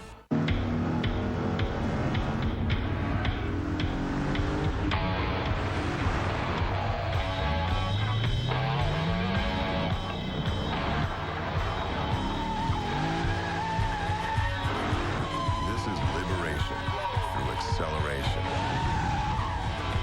This is the Lexus IS all-wheel drive for $359 a month for 36 months with $35.59 due at signing. Heartbreak for Sam Fuld and the Cubs. Did everything you wanted to do as a batter. He hit it extremely hard, but the jump catch by Hardy and the throw beat Fontenot to second base. Yeah, it's kind of hard to fault Mike Fontenot there. I mean, as a base runner, you have to see that line drive through into the outfield. You're taught to freeze on a line drive, but it looked like it was going to get over J.J. Hardy's head off the bat. Kevin Gregg in his second inning of work. He threw 26 pitches in the ninth. We're now in the 10th. Cubs played a ton of extra innings games last month. This is their first one since June 20th against Cleveland. And it's 1-1 to Prince Fielder.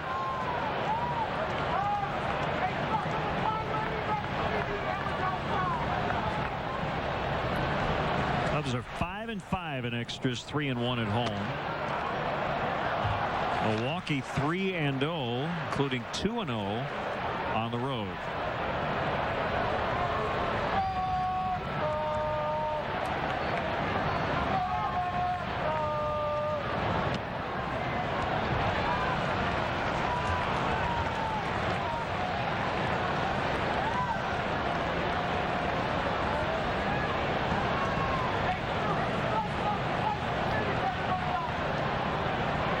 Gregg's 3-1 pitch. Fielder had a good hack.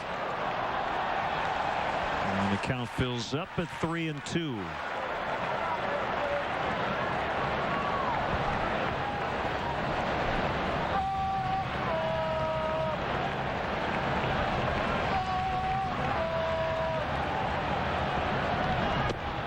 Called strike 3.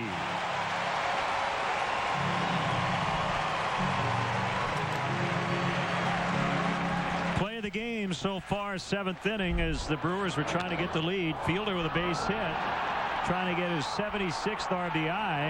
And Kosuke Fukudome nailed Jeff Suppan at the plate.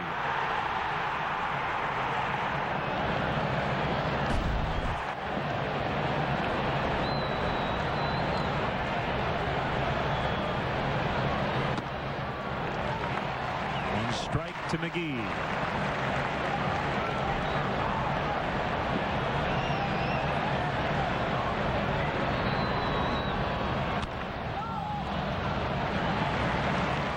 Two down.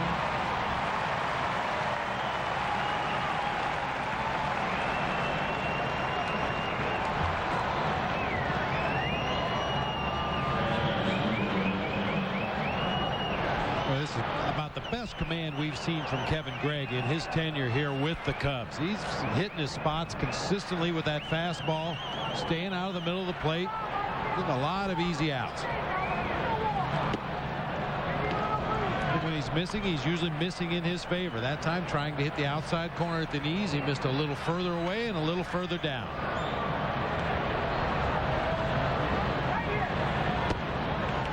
Good slider. He's throwing hard today. Low to mid-90s.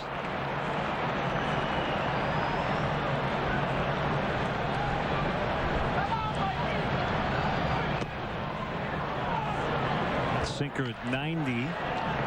And outside, 2-1.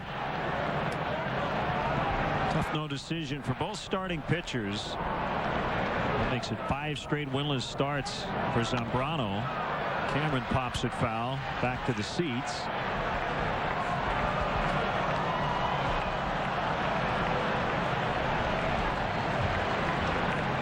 And Jeff Suppan, who was averaging under 6 innings per start coming in, went 7 strong, allowing just 1 run.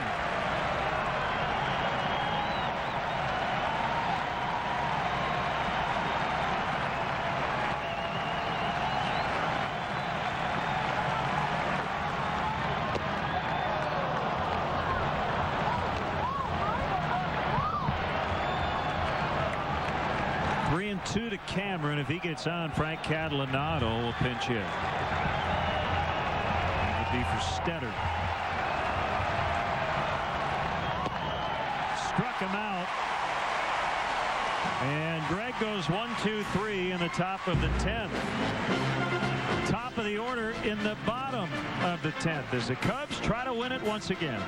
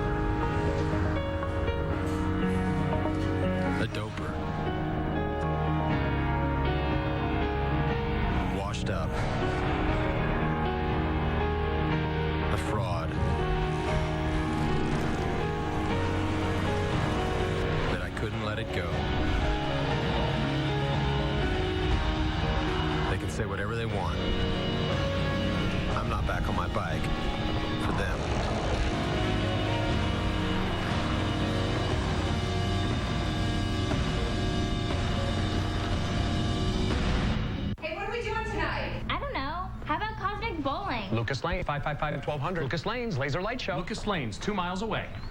Ooh, whoa. Hi. Hi. Hi.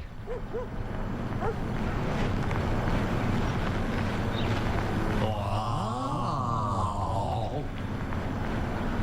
Lucas Lane. Ow. The most complete local info in the book at DexKnows.com and now on your mobile device. Dex knows. Sunday, July 12th is AM PM Day at Wrigley Field. Watch the Cubs take on the Cardinals at 7:05. Be sure to arrive early. The first 20,000 fans will receive a Cubs cooler bag. Compliments of AM PM. Too much good stuff. That is the regularly scheduled game, the night game on Sunday the 12th. Makeup game as part of a day-night doubleheader earlier in the afternoon. Mark DeFelice now pitching, working to Alfonso Soriano, who's 0 for 4 in his return to the lineup. DeFelice from the windup hit foul.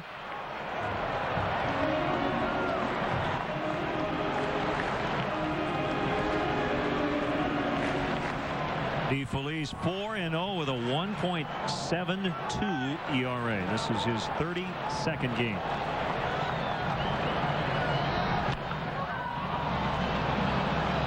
Council will throw out Soriano.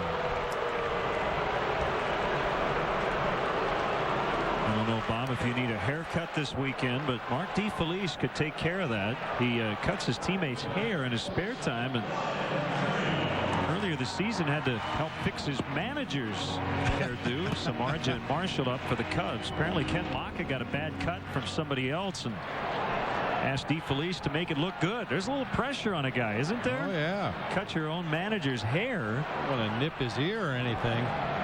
Might never see the mound again. Well, it's always good to have something to fall back on, you know, just in case. DeFelice says working as a would-be barber helps him take his mind off baseball. Nice article by Brewers beat writer Tom Haudricourt of the Milwaukee Journal Sentinel. As he pointed out, it makes sense that DeFelice's best pitch is a cutter fastball. Yeah, okay. Hey, that's not my line. I'm quoting. Okay. Way inside to Terrio. 1-2. I saw Derek Lee getting a little trim in the Cubs clubhouse this morning. I told him I don't know if I'd cut my hair right now if I were you. That's a good point. Off the glove of Council. Tries to recover. Won't make a throw. That's a hit for Terrio. Council tried to make a similar catch to the one Hardy made, even though that ball was not hit very hard.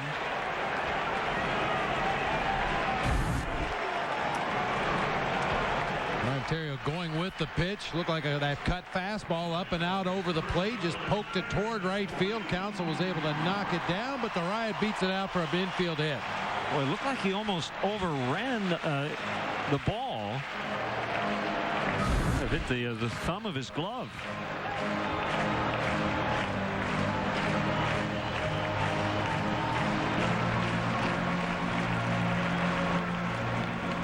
So a chance here for Derek Lee with a runner on base. Well, you know what, Bob? I kind of like to know that there's a major league player, an all-star caliber player, who isn't that superstitious. Because I think most guys probably would not get their hair cut, considering how hot Derek Lee has been.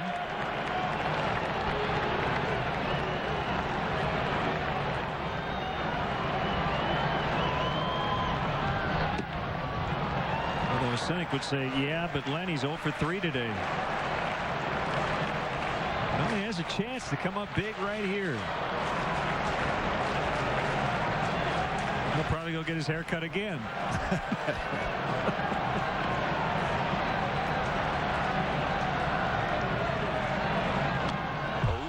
Nice rip, 1-1. Oh, got a hanger that time. That pitch was supposed to be on the outside part of the plate, off the outside corner. It stayed right in the middle. Boy, that's a home run cut from Derek Lee, just a little bit tardy.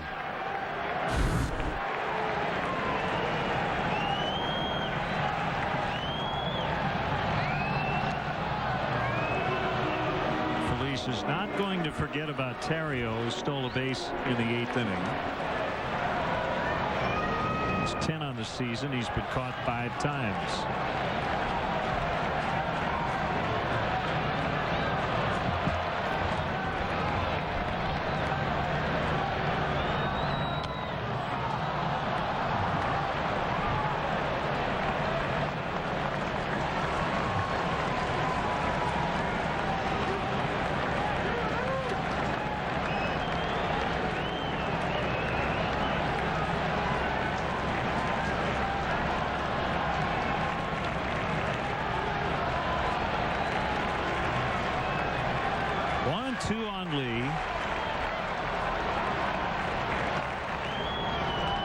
Here's a pitch. Terrio takes off for second on a wild one by DeFelice.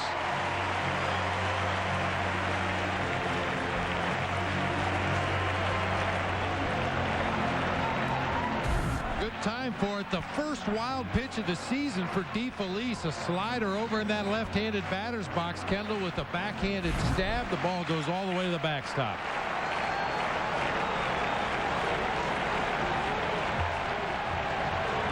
Meantime, 2-2 on Lee. Here's a pitch. A fly to right. Garrett drifting back. Terrio's going to tag from second. And advance 1 base. 2 outs. Bringing up Bradley.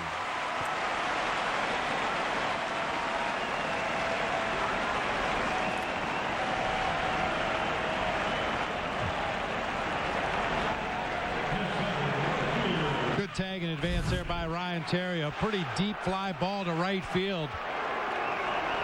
Garrett, as I mentioned earlier, does not have the strongest throwing arm, and Terrio went back, tagged, advanced to third base, which becomes huge. Wild pitch, pass ball. They're going to intentionally walk Bradley and face pinch hitter Giovanni Soto instead.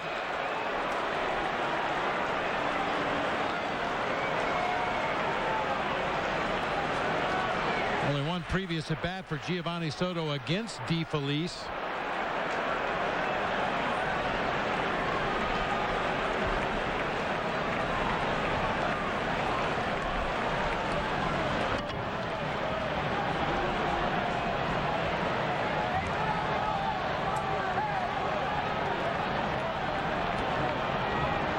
Here's ball 4.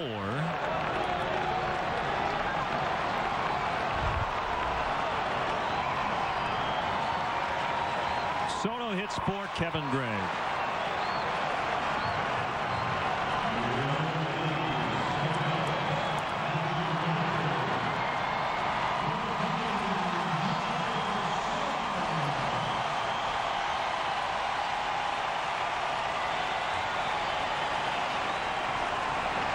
We'll pause in the action as the Brewers coaching staff is trying to get Prince Fielder's attention. They want him to play behind Bradley at first base. Fielder plays way off the line. Bradley takes off for second and will get there without a throw.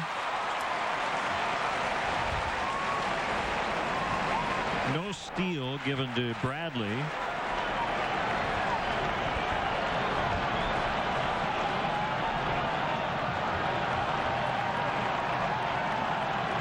And a 1-0 pitch to Soto. Low and outside. And just like we talked about Carlos Zambrano earlier in the ball game, you don't need a long ball right here. You just need a base hit.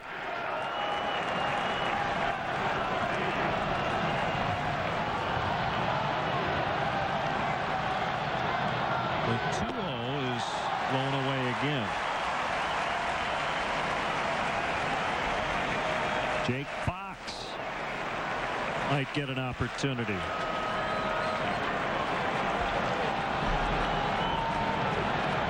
Now they'll just intentionally walk Soto to get to Fox. Bob, does it in any way defeat the purpose in terms of walking Bradley to create a force at second and then just give him second base? I mean, we'd have to ask Ken Maka his reason for walking Milton Bradley intentionally. Maybe he just wanted to get the righty-on-righty matchup, but yeah, absolutely. If you're doing it with the intention of helping your infield defense by giving them the option of a force play at second and then not holding him on first, that seems to kind of backward logic. Bases loaded for Fox. Swing and a miss.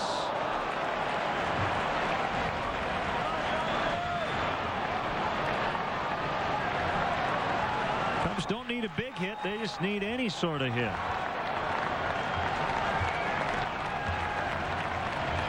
0-1 outside. Jake has scored the lone Cubs tally to this point on Carlos Zambrano's RBI single way back in the 5th. We're now in the 10th. 2-1. Well, the 2 intentional walks now putting DeFelice in a spot where he can't walk Fox where the game ends.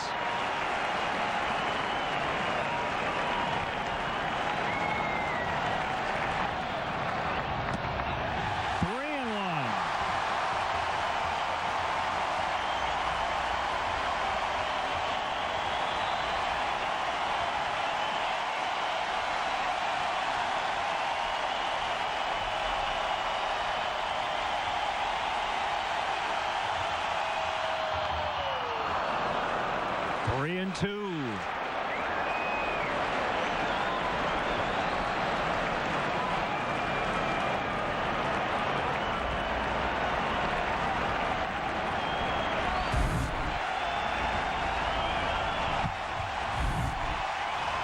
Runners go.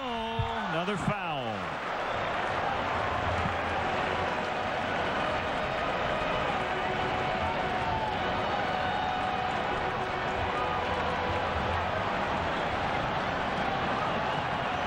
Key for Bradley and Soto are to advance to the next base to take away that force play.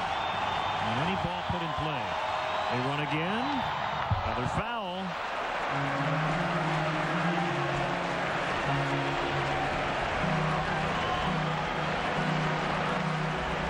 And Ryan Terrier, the runner coming down the line from third, has to get well into foul territory just in case Jake Fox pulls one his direction as he's charging toward home plate. The next 3-2 pitch. We continue this tense battle.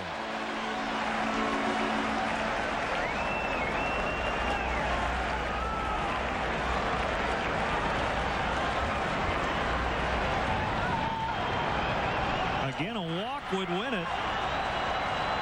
And DeFelice has been right around the plate. Another 3-2. That's it. Cubs win. DeFelice thought it was strike 3. Jason Kendall did, but it doesn't matter. Fox takes ball 4, and the Cubs win 2-1.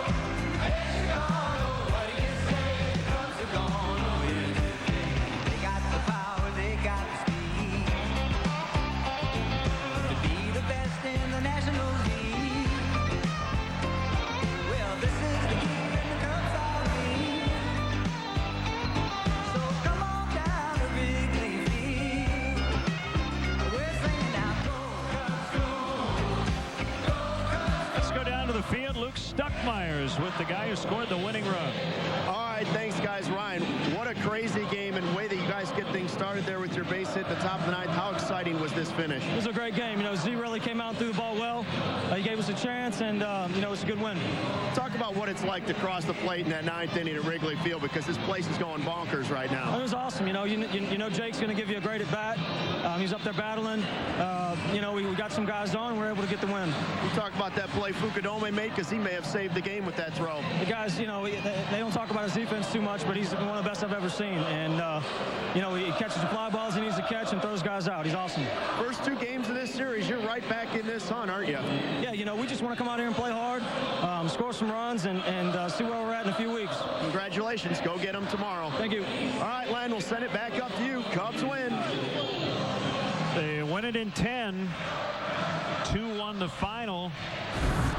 Here's the final pitch. The Brewers were arguing. It was a cement mixer slider well up above the letters there, middle of the plate. Kendall tried to pull it down. Tough take, but a good take by Jake Fox.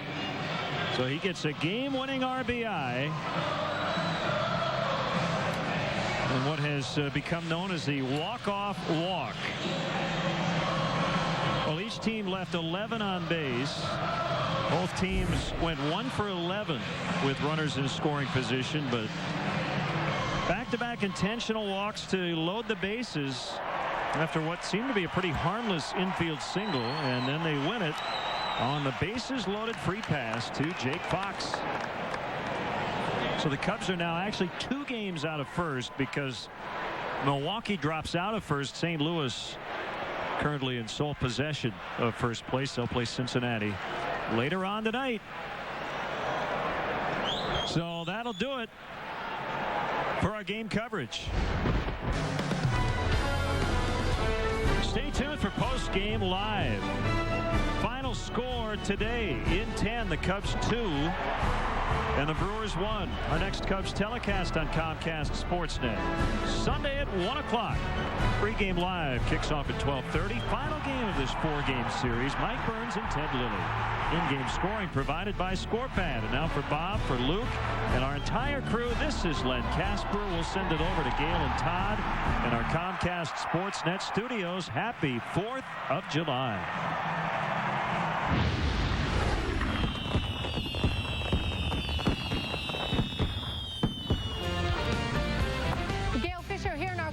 Sportsnet studios. Stay tuned as Todd Hollinsworth joins me for Lowe's Cubs postgame live. We'll recap today's game and bring you Lou Pinella's press conference. It all comes your way after this short timeout.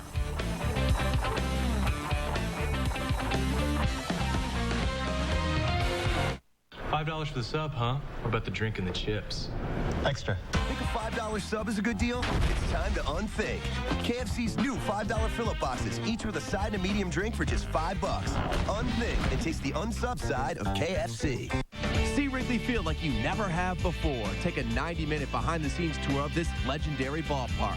Now, Chicago Trolley offers convenient transportation to and from Wrigley Field. Purchase tickets by calling 1-800-THE-CUBS or by visiting Cubs.com. Since 1873, Coors Banquet has been brewed in one place and one place only, Golden, Colorado. It's followed one tradition: use the best high country barley and only Rocky Mountain water. And it's been brewed under one motto: never compromise. Now maybe this means we're a little set in our ways, but we know a few guys who'll drink to that. Coors, the banquet beer. Oh, wake up. Don't tell me it's just a dream. 'Cause when I've had enough, you'll hear me say, now don't you try to rain on my perfect day. Nothing's standing in my way on this perfect day, where nothing can go wrong. This month only, save up to 60%. Call your travel agent for 1-800-BEACHES. Declare your independence. No high prices, no high payments, and no high interest rates. The Bob Norman Auto Group's 5,000 car Stars and Stripes sales event now through Monday, July 6th. 0 APR on Toyotas, Saturns, Nissans, Hyundais, and more. Save from $1,000 to $9,000 now. Nobody beats Bob. Bob Run. gentlemen. The Bob Rorman Auto Group's 5,000 car Stars and Stripes sales event now through Monday, July 6th. BobRorman.com. Cubs baseball on Comcast Sportsnet is brought to you in part by Southwest Airlines. Southwest Airlines is ready when you are. Go to southwest.com. Grab your bag. It's on. Menards. At Menards, you'll find big lumber yards, big selection, and big savings. BMW, the ultimate driving machine. Midas, we're on this road together. Go to MidasChicago.com for valuable savings. Aflac, we've got you under our wing. And by Toyota. See your Toyota dealer now to start saving now.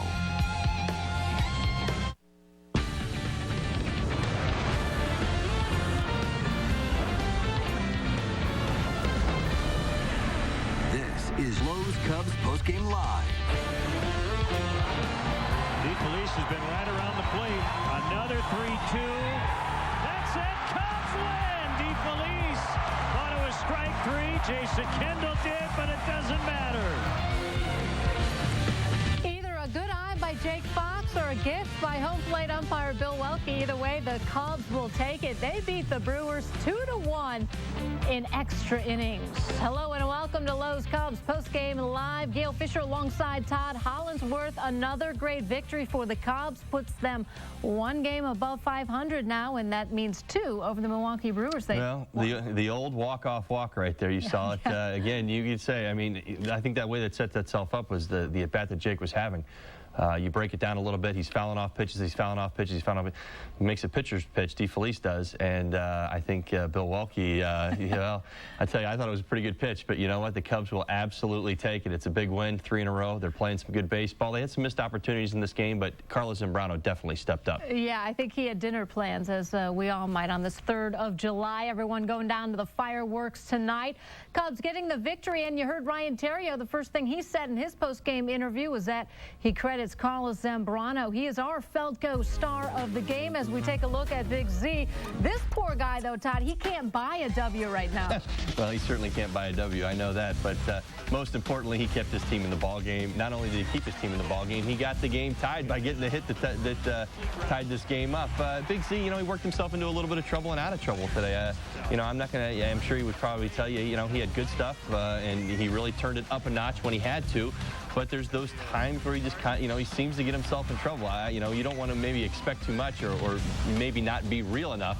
But these guys, you know, these guys have done a good job this year of keeping their team in ball games. And what you watch Z today do is hit the corners, use his pitches, and keep the ball down. The wind was blowing in. So Big Z can get the W, but he certainly contributed to this Cubs victory in a lot of ways. 7 strong innings for him. As we take a look back at the pitching recap, he outdueled Jeff Suppan, who actually was looking pretty good for the Brewers. Suppan gave the Brew Crew 7 innings himself. You see by the numbers there. So it came down to the bullpen, and of course we saw the Cubs get the victory in the 10th inning. Now let's head out to Wrigley Field and bring in Lou Piniella, where he's addressing the media. Zambrano, Heilman, Greg. You hold that team down to 1 run, you're pitching well. And we finally punched a run in there in the bottom half of the 10th and won 2-1. Yeah, great play. Throw. Good tag by the catcher. That's good baseball. Good baseball. Yeah, fielder hit that ball up the middle, and Fukudomi charged it and made a one-hop throw to the plate. Good baseball. Carlos continues to show how valuable he is not only as a pitcher, but he got the base hit. Yeah, that's right. The driving a run. You did. You know, we need to get Carlos more run support. But look, he did 7 good innings of work, and I think what Hyman pitched 1. Yeah, and Greg pitched 2. A good win for us.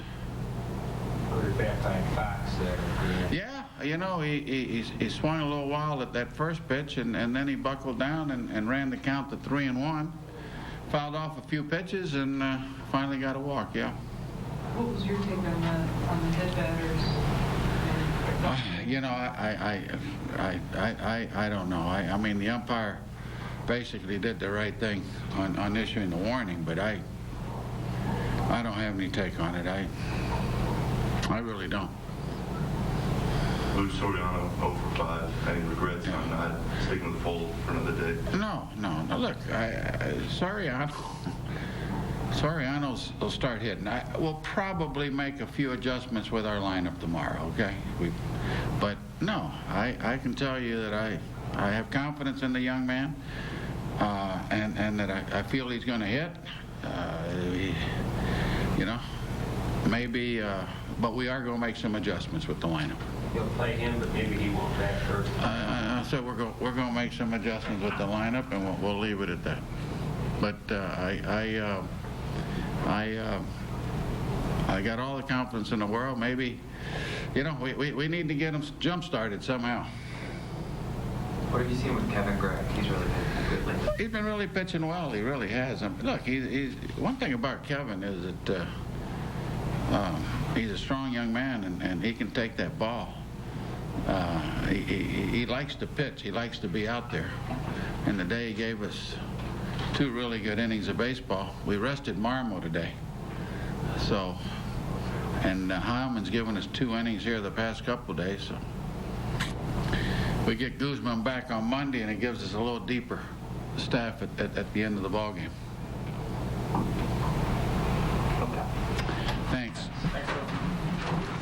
All right, Lou Pinella's saying they may be make some adjustments to that lineup for tomorrow. He wouldn't say exactly what. We can only speculate that maybe Alfonso Soriano will move down in that lineup. 0 for 5 today. As you heard, someone asked Lou if he had any regrets in starting him and batting leadoff today. He said no. He has confidence in him, Todd, but of course he is going to make some adjustments. Well, you got to understand that that's exactly right. The adjustments weren't being made, and that's kind of what I saw today from Alfonso Soriano. That's kind of what I was hoping to see. I understand the strength of Alfonso Soriano's are low fastballs. He likes the ball down. He likes, obviously, fastballs, not sliders. But, to watch his at-bats today, you seem to be a repetition of the same thing, the same problems that he's been having all year, which is, pitches in hitters' counts and what he's doing with them. He's just not, he looks unsure of himself, and it almost looks like it's translating from at-bat to at-bat to at-bat as the game goes on. Some games, if he gets off and he gets going early, he kind of rebounds and he kind of gives us some hope. But lately, he's just been, when the game starts and he doesn't get out there early with a good swing or a good at-bat early on in the game, which we know that he can do quite often, starting the game off with a home run. But even if he was just getting on with a base hit, it just seems like to kind of carry itself, and he's putting more pressure on himself as the game goes on, and it's as if his pitch selection actually gets worse. Well, Sam Fuld may only have a few more opportunities. You never know what's going to happen Monday or next week when you have Aramis Ramirez and Reed Johnson coming back, if Fuld will be sent back to Iowa. So we'll have to wait and see on that one and see if he puts Fuld in that lineup for tomorrow. Right now, Carlos Zambrano was addressing the media. Let's listen in. Game today, by both pitcher. Supan was throwing the ball good today, and we came up with the victory, which is good. The most important thing is go out there, have fun, and pitch 6-7 innings, and what I did today. You got the base hit batting right-handed. Your hand was on. Yeah. My left hand, my left wrist is bothering me for a long time, and that's why I'm hitting right-handed. The fielder seems to be like the key guy for you all day, to make sure that he could really hurt the guy in these games. Yeah, he's a good hitter, no doubt. But in this case, I'd rather face McGehee than fielder, just, the game plan was not to let the big guy, hurt you, and that was what I did today, Well, it's going to be more gratifying, not only pitching well, but also driving in a run and getting it done on both sides. It was special, it was special to drive that run and tie the game, First at bat, he jammed me with the fastball inside. In the second at bat, I was looking for it.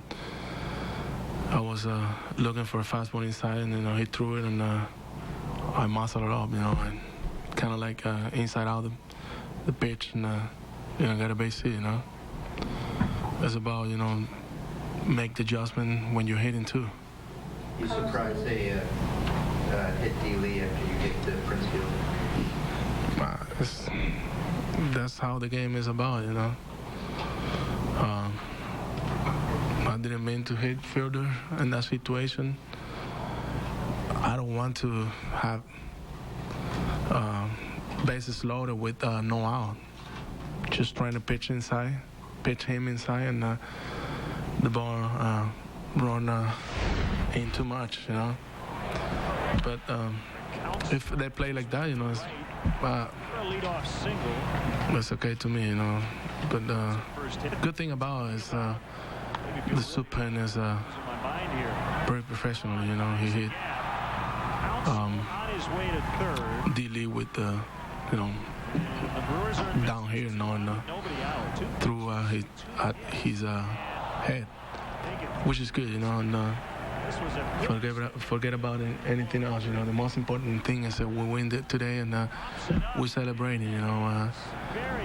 This is a game that we have to come through and beat these guys. Beat St. Louis is coming also, and play good against them. That's. I wish we can play. We can go with the same mentality that we had today against any other team, If we play like this against any other team, we're going to be tough to beat. Lou keeps talking about how the team needs to get in more runs. Does it affect the way you pitch when you're in a close game? Well, I was thinking about, ask somebody where to buy a win. If there's any store that have a win for me, I go out there and I buy some. But like I say, the most important thing is I pitch good, and my team will win the game, and I give my team a chance to win a ball game like Dempster did yesterday, and tomorrow's pitcher, hopefully he can come dealing, and we can take 3 out of 4 or 4 out of 4. That's our mentality right now. You talk about you could only play and watching it. It seemed like the play took forever to develop. Trying to get home on that. Yeah, Corey told me after that play, it was good. There was super running, and no Cameron or any other speedy guy, When that ball, which was a good pitch, to Fielder. When that ball was hit, I thought that it was chance to take him out at the plate, and then Fuku make a strong throw and then got him in a play. It was exciting play.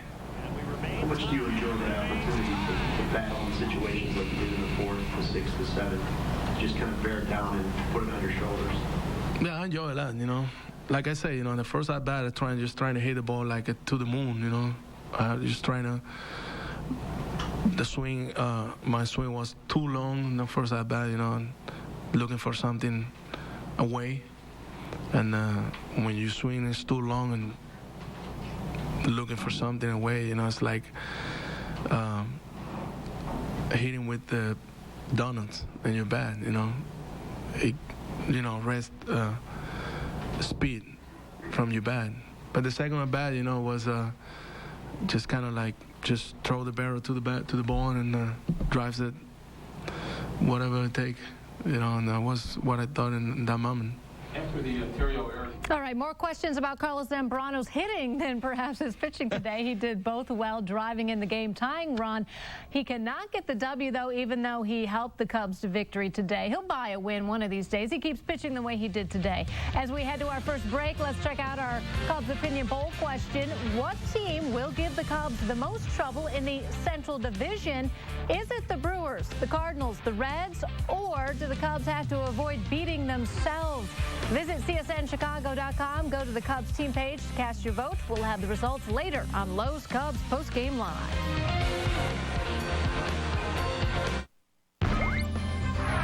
Chicago Blackhawks today agreed to terms with Marian Hossa. and Thomas Kopechki. You know, I think his size is going to be good for our hockey club. You know, he's got the speed. You know, he's a game breaker. Marion Hossa was the best player available. He's an elite level, world-class player, and that he would be a tremendous asset to our team and to our young players and help lead us to the ultimate goal of winning the Stanley Cup. Declare your independence. No high prices, no high payments, and no high interest rates. The Bob Rohrman Auto Group's 5,000 Cars Stars and Stripes sales event now through Monday, July 6th. 0 APR on Toyotas, Saturns, Nissans, Hyundais, and more. Save from $1,000 to $9,000 now. Nobody beats Bob. Bob Rohrman. The Bob Rohrman Auto Group's 5,000 Cars Stars and Stripes sales event now through Monday, July 6th. BobRohrman.com.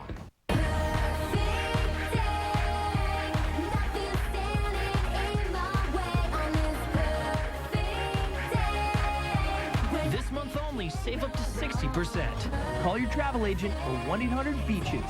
Don't miss anything happening in St. Louis. Watch Sports Night throughout the All-Star break as Chuck Garfien covers all the festivities, interviews, behind-the-scenes access, and all the sights and sounds from the Midsummer Classic. Sports Night All-Star Reports with Chuck Garfien, July 13th and 14th on Comcast Sportsnet. I personally chose the Excel program because I found the curriculum very challenging. The instructors really want to see you succeed. And we really try hard to develop a number of different kind of activities that cause the students to engage one another. The students in the classroom are very diverse, so the conversations that we engage in are very stimulating. This is the kind of thing that can change your life, and if you really are willing to work at it, it can make a huge difference. St. Ambrose University Excel program, the right choice for you, your career, and your lifestyle. If you're watching me on Mediacom Family Cable, great. But you should know, Mediacom's a lot more fun with HBO and the digital 2-star pack. Just $18.95 a month for a year. Get free HD channels included. Up to 15 stars and Encore premium movie channels with instant access to shows and movies with on-demand. Join the fun. Add Mediacom's digital 2-star pack with HBO for just $18.95 a month for a year. Call 1-800-CABLE-TV. Sports Rise every morning only on Comcast Sportsnet. Fans' best friend. Time now for our Four Seasons Who's Hot, Who's Not around the majors this week. Who's hot? Albert Pujols. When is this guy ever not hot? Hitting .474 in the last 7 days. Andre Ethier, 4 home runs, 9 RBI, and 4 runs scored. That's a fantasy dream right there in the fantasy baseball leagues. And who's not hot? Tyler Green and Christian Guzman are struggling. And Cole Hamels 0-2 with an 11.42 ERA in the last 7 days. Welcome back to Lowe's Cubs postgame live. Gail Fisher alongside Todd Hollinsworth. The Cubs get the victory. They eke out a victory, we should say, 2-1 over the Brewers in 10 innings. One of the critical plays in this game came back in the 7th inning. Since there wasn't much offense going on, the defense was critical, Todd. And here you're going to see a play at the plate. Kosuke Fukudome throwing out Jeff Suppan. I just want the fans at home to realize how difficult this play is, and it really is more so than just about any other play in baseball. Number one, Kosuke Fukudome had a fantastic jump on this ball, charging it. But here is where it really gets difficult. It's the throw through the cutoff man over the mound, and he has got to lay that ball. As you can see right there, he's got to lay that ball in that in that small patch of grass and have it be a direct hop into catcher Coy Hill. If he doesn't do that, if any one of those variables goes wrong, this thing it blows up in their face and they're losing the game right there at that moment in time. And he's also got to have velocity on it. And being a former outfielder, I understand. I mean, this throw is so difficult, and I just want people at home to know, because it was such a tremendous play, because he had so much energy coming forward and he was putting everything that he had into this throw. But to get that ball over the mound and drop it in and lay it where he did was just an absolutely fantastic play. I don't think that you're probably going to see a better throw from home, play to the plate from a center fielder this year. I can almost guarantee it, unless it's in the air. And that's a dangerous throw, because as an outfielder, you're not taught to do that. You want that one long hop in there. But for a center fielder, that's such a tough play, because you've got to clear that mound. Great play by Fukudome. Credit also to Coy Hill for hanging on there. Taking a look at the Cubs box score, and really, you know, it was a 2-1 ball game. The one one note, and it's a negative note, but it was for both teams, Todd. They were 1 for 11 with runners in scoring position, and so were the Brewers. Well, the one thing that I kind of noticed here, I'm going to give some credit obviously to Jeff Suppan. He came in here, and the numbers weren't good coming into this game for him against the Cubs this year. But I will say this: I mean, he made some pitches, and the Cubs just, he was kind of tantalizing them with pitches just off the plate in hitters' counts, and the Cubs hitters seemed to kind of go fishing for him. There were a few opportunities that they had. There was an early double play ball by Kosuke Fukudome himself, where he had an opportunity to find a pitch to drive to get it up, and Jeff Suppan just kept going back to the bread and butter for him, which is the sinker low and away off the plate, his fastball, and he just continued to throw it, and he would throw it in hitters' counts, and it was almost as if the Cubs hitters believed, well, they've earned themselves into a 2-1 or a 3-1 count. I should get something good to hit here, and he was not giving in right there, but yet the Cubs hitters were, and they chased some bad pitches. All right, still to come on the show, we'll have the results of today's poll question, and we'll look ahead to tomorrow's Game 3 at Wrigley.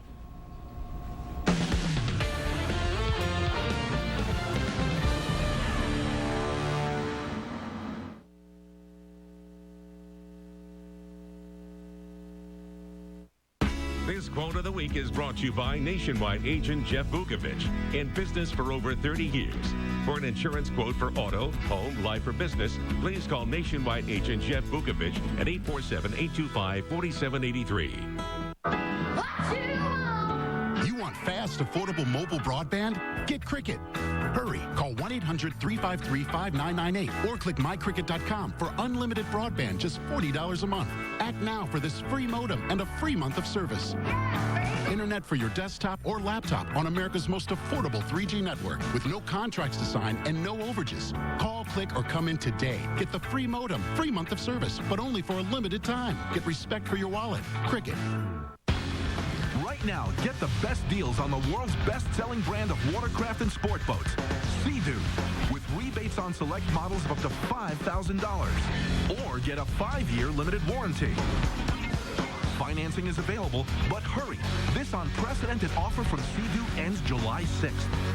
So go online now to download your certificate today. Sea-Doo, the good life just got better. This offer expires July 6th, so act now.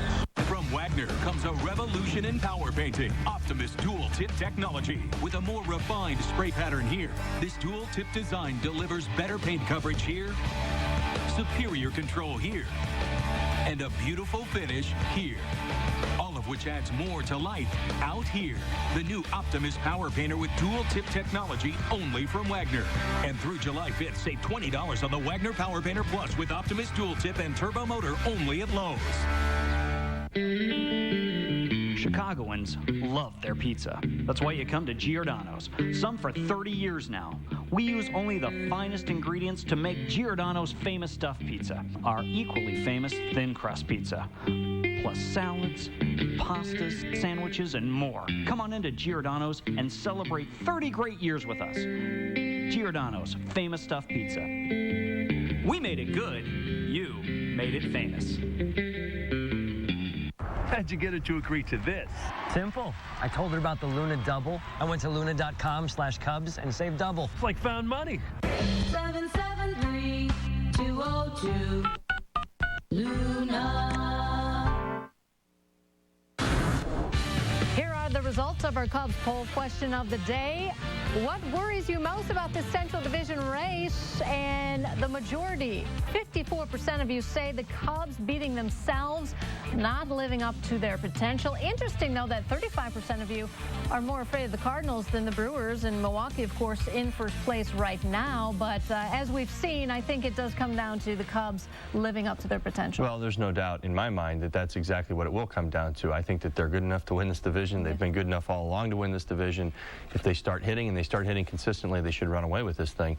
I understand this St. Louis, the twist on that, just like you're talking about. You've 35%, but really what you're saying there is that, there's a history there, and they've been there. They always seem to be there at the end. All right, 20 seconds, Todd. Braden Looper versus Rich Harden in Game 3 at Wrigley. How do you like this matchup? Well, Rich Harden, he's thrown the ball pretty well at home. I like it. I think this is, again, the wind was blowing in today, and it was a pitcher's duel. I think this thing could play itself out. Braden Looper threw the the ball early threw the ball well against the Cubs early in the season. He's, again, another sinker baller. So the Cubs are going to have to make adjustments to the ball down in the zone. That's where he lives, and if they go in there with a good game plan, I think they can be successful. All right, happy 4th of July weekend to everyone. Todd and I will see you back here on Sunday for the series finale. Another 3-2. That's it. Cubs Postgame Live is presented to you by Lowe's. This season, spring starts at Lowe's. Let's build something together.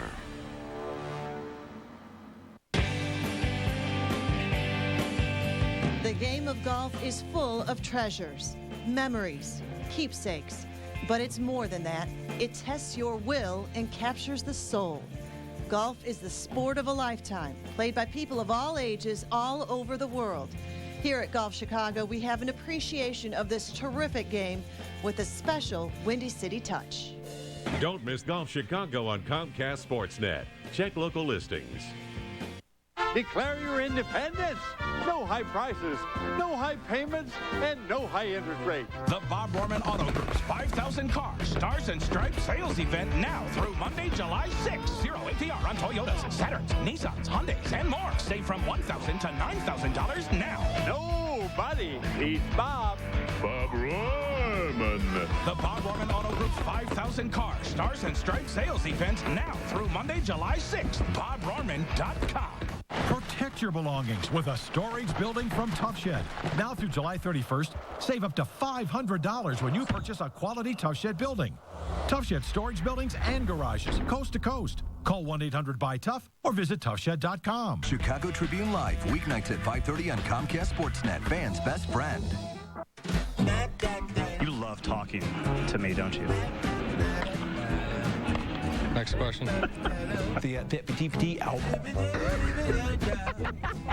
Lupus. Let's start that over again. This is going to be it. All in one game. And now I'm getting kissed by Dustin Buffett. Hope you brought your umbrella. Ella. Sports Night on Comcast Sportsnet. A lot of sports, a lot of fun.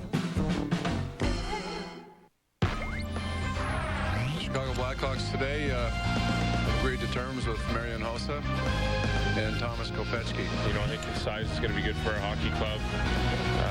You know, he's got the speed. You know, he's a game breaker. Marian Hossa was the best player available. He's an elite level world-class player, and that he would be a tremendous asset to our team and to our young players and help lead us to the ultimate goal of winning the Stanley Cup. Sports history is now reloaded. Scandals, celebrations, unthinkable moments, and tragic losses. From sports to news, they all come alive as we take you back. This is 2001 Reloaded. From Tiger Slams to football shams. Breaking records to doctoring records. Daddy's like 33. The loss of one of the greatest and an emotional and unforgettable series. The biggest, most shocking headlines in sports and news. From the sports page to the front page. These are the stories that wild, shock, and flat out amaze. Classic stuff. 2001 is now reloaded. Here we go. January 28th, the Baltimore Ravens beat the New York Giants 34-7 in Super Bowl 35 with one of the most dominant defenses of all time. I was under the impression that the Giants legitimately had a shot at that game until they did this thing called kicking off. We didn't stand a chance. I knew that from the coin toss. That Ravens defense had an aura of fear to it. They were fast, physical, and nasty. They could stop the run. They could rush the passer. Team speed. I swear there were like 8 of each player on the field at one time. That's the best defense that I've ever played. Guys like Ray Lewis and Rod Woodson, Michael McQuarrie. He had the big boots in the middle who stopped the run. No one guy dominated the show as much as Ray Lewis did. That dude was everywhere. He was like a human amoeba. It's like they were 10 Ray Lewis on the field. Fast, sideline to sideline, to cover. Raise your level. In the biggest game there is, he willed that team to win. That is a warrior. Man, you want to talk about hits? It was personal. It was a war. They didn't say lay down. They said get down. It was to hit you to put you out of commission. And there was really nothing you could do. The defense was like the 86 Giants or the 85 Bears. They were just dominant. I think you'd have to put the 2000 Ravens up there. I don't think it was as good as the Steel Curtain. I don't think it was as good as the Chicago Bears. That Raven defense was terrific. There's no doubt about it. But they were not the 85 Bears. At a certain point, you've got to have balance in any sport, offense and defense. Their offense was terrible. They had Trent Dilfer at quarterback. His job was not to make mistakes, to play smart football. I think they went 5 or 6 games without scoring an offensive touchdown and still wound up winning a world championship. And that was just a crazy occasion. Baltimore was all defense and no offense. I think it's one of those, as the British say, a one-off. It'll never happen again. But for that one day, they were good enough to put some points up on us. February 3rd, Vince McMahon's XFL debuts on NBC. And of course, the world was introduced to He Hate Me. When I heard Vince McMahon was going to start a football league, I thought, how in the world are they going to work smashing over the head with a bridge chair into football? It was going to be wild and wacky and unpredictable. They're going to have, Big John Studd and Hulk Hogan playing nose tackle. I said, this is going to last all of but 6 seconds. If there were ever a person who could go up against the NFL, it would be Vince McMahon. This is the XFL! Vince McMahon doesn't make mistakes. Look what he's done with wrestling. All of us in television were wondering, did this work? The ads, the build-up to it, even a cynic had to tune in for that first game. And if the promotion campaign had unfolded on the field, the XFL would have worked, but it couldn't. It was promising something that couldn't be delivered. There was so much hype before that first game. It was in Vegas. It was this big, crazy thing. And you were kind of like, okay, the circus has come to town. The face-off. Who can forget the face-off? Putting the football in the middle of the field and letting 2 guys just go at it. Dude, this is crazy. I'm thinking, this is the XFL. It was more of a gimmicky league. They were really pushing the salacious elements with the cheerleaders. You knew that league wasn't going to make it when you had guys' nicknames on their shoulder pads. The thing that everyone remembers the XFL for was the ability for a player to put a different name on the back of his jersey. Who will ever forget He Hate Me? He hate me. He hate me. He hate me. Ron Smart, running back, WKU, West Kentucky University, and they hate me, baby. They hate me. With nicknames like that, again, stunning that the league isn't going strong today. The problem with the league is that it wasn't fake. Instead of it being like these big storylines and people trash talking each other, it was just like watching a Rams-Bengals game. It came down to skill, and the skill wasn't there. We have enough football in America without having these other leagues. I knew it wouldn't succeed. Every other league that tried to survive couldn't. I think what we learned from that experiment was don't mess with the National Football League. You will never outdo the NFL. The NFL is just not to be effed around with. February 18th, Dale Earnhardt Sr. was killed on the final lap of the 43rd running of the Daytona 500. As a kid who grew up going to small tracks and loving the sport at the molecular kind of lug-nut valve cover level, I couldn't believe I'd gotten to know the guy. He was, I think, one of the coolest customers ever to walk the face of the earth. He was the guy, and there was everyone else. He was the face of the sport. He was a great guy who hit the lottery in American life. He had kind of a John Wayne, Clint Eastwood style, a kind of a macho, I can handle anything. He was completely fearless. He didn't dance, he didn't sing, he didn't act. But he could drive the wheels off a car. He had such a larger-than-life personality, and he was such an interesting character. The mirrored sunglasses, the mustache, the wry, sly smile. His nickname was the Intimidator, this tough, aggressive driver. This was Dale Earnhardt, number 3, the Intimidator, the black car with the iconic number. Indestructible. In his mind and in everybody else's mind. He was at top speed on the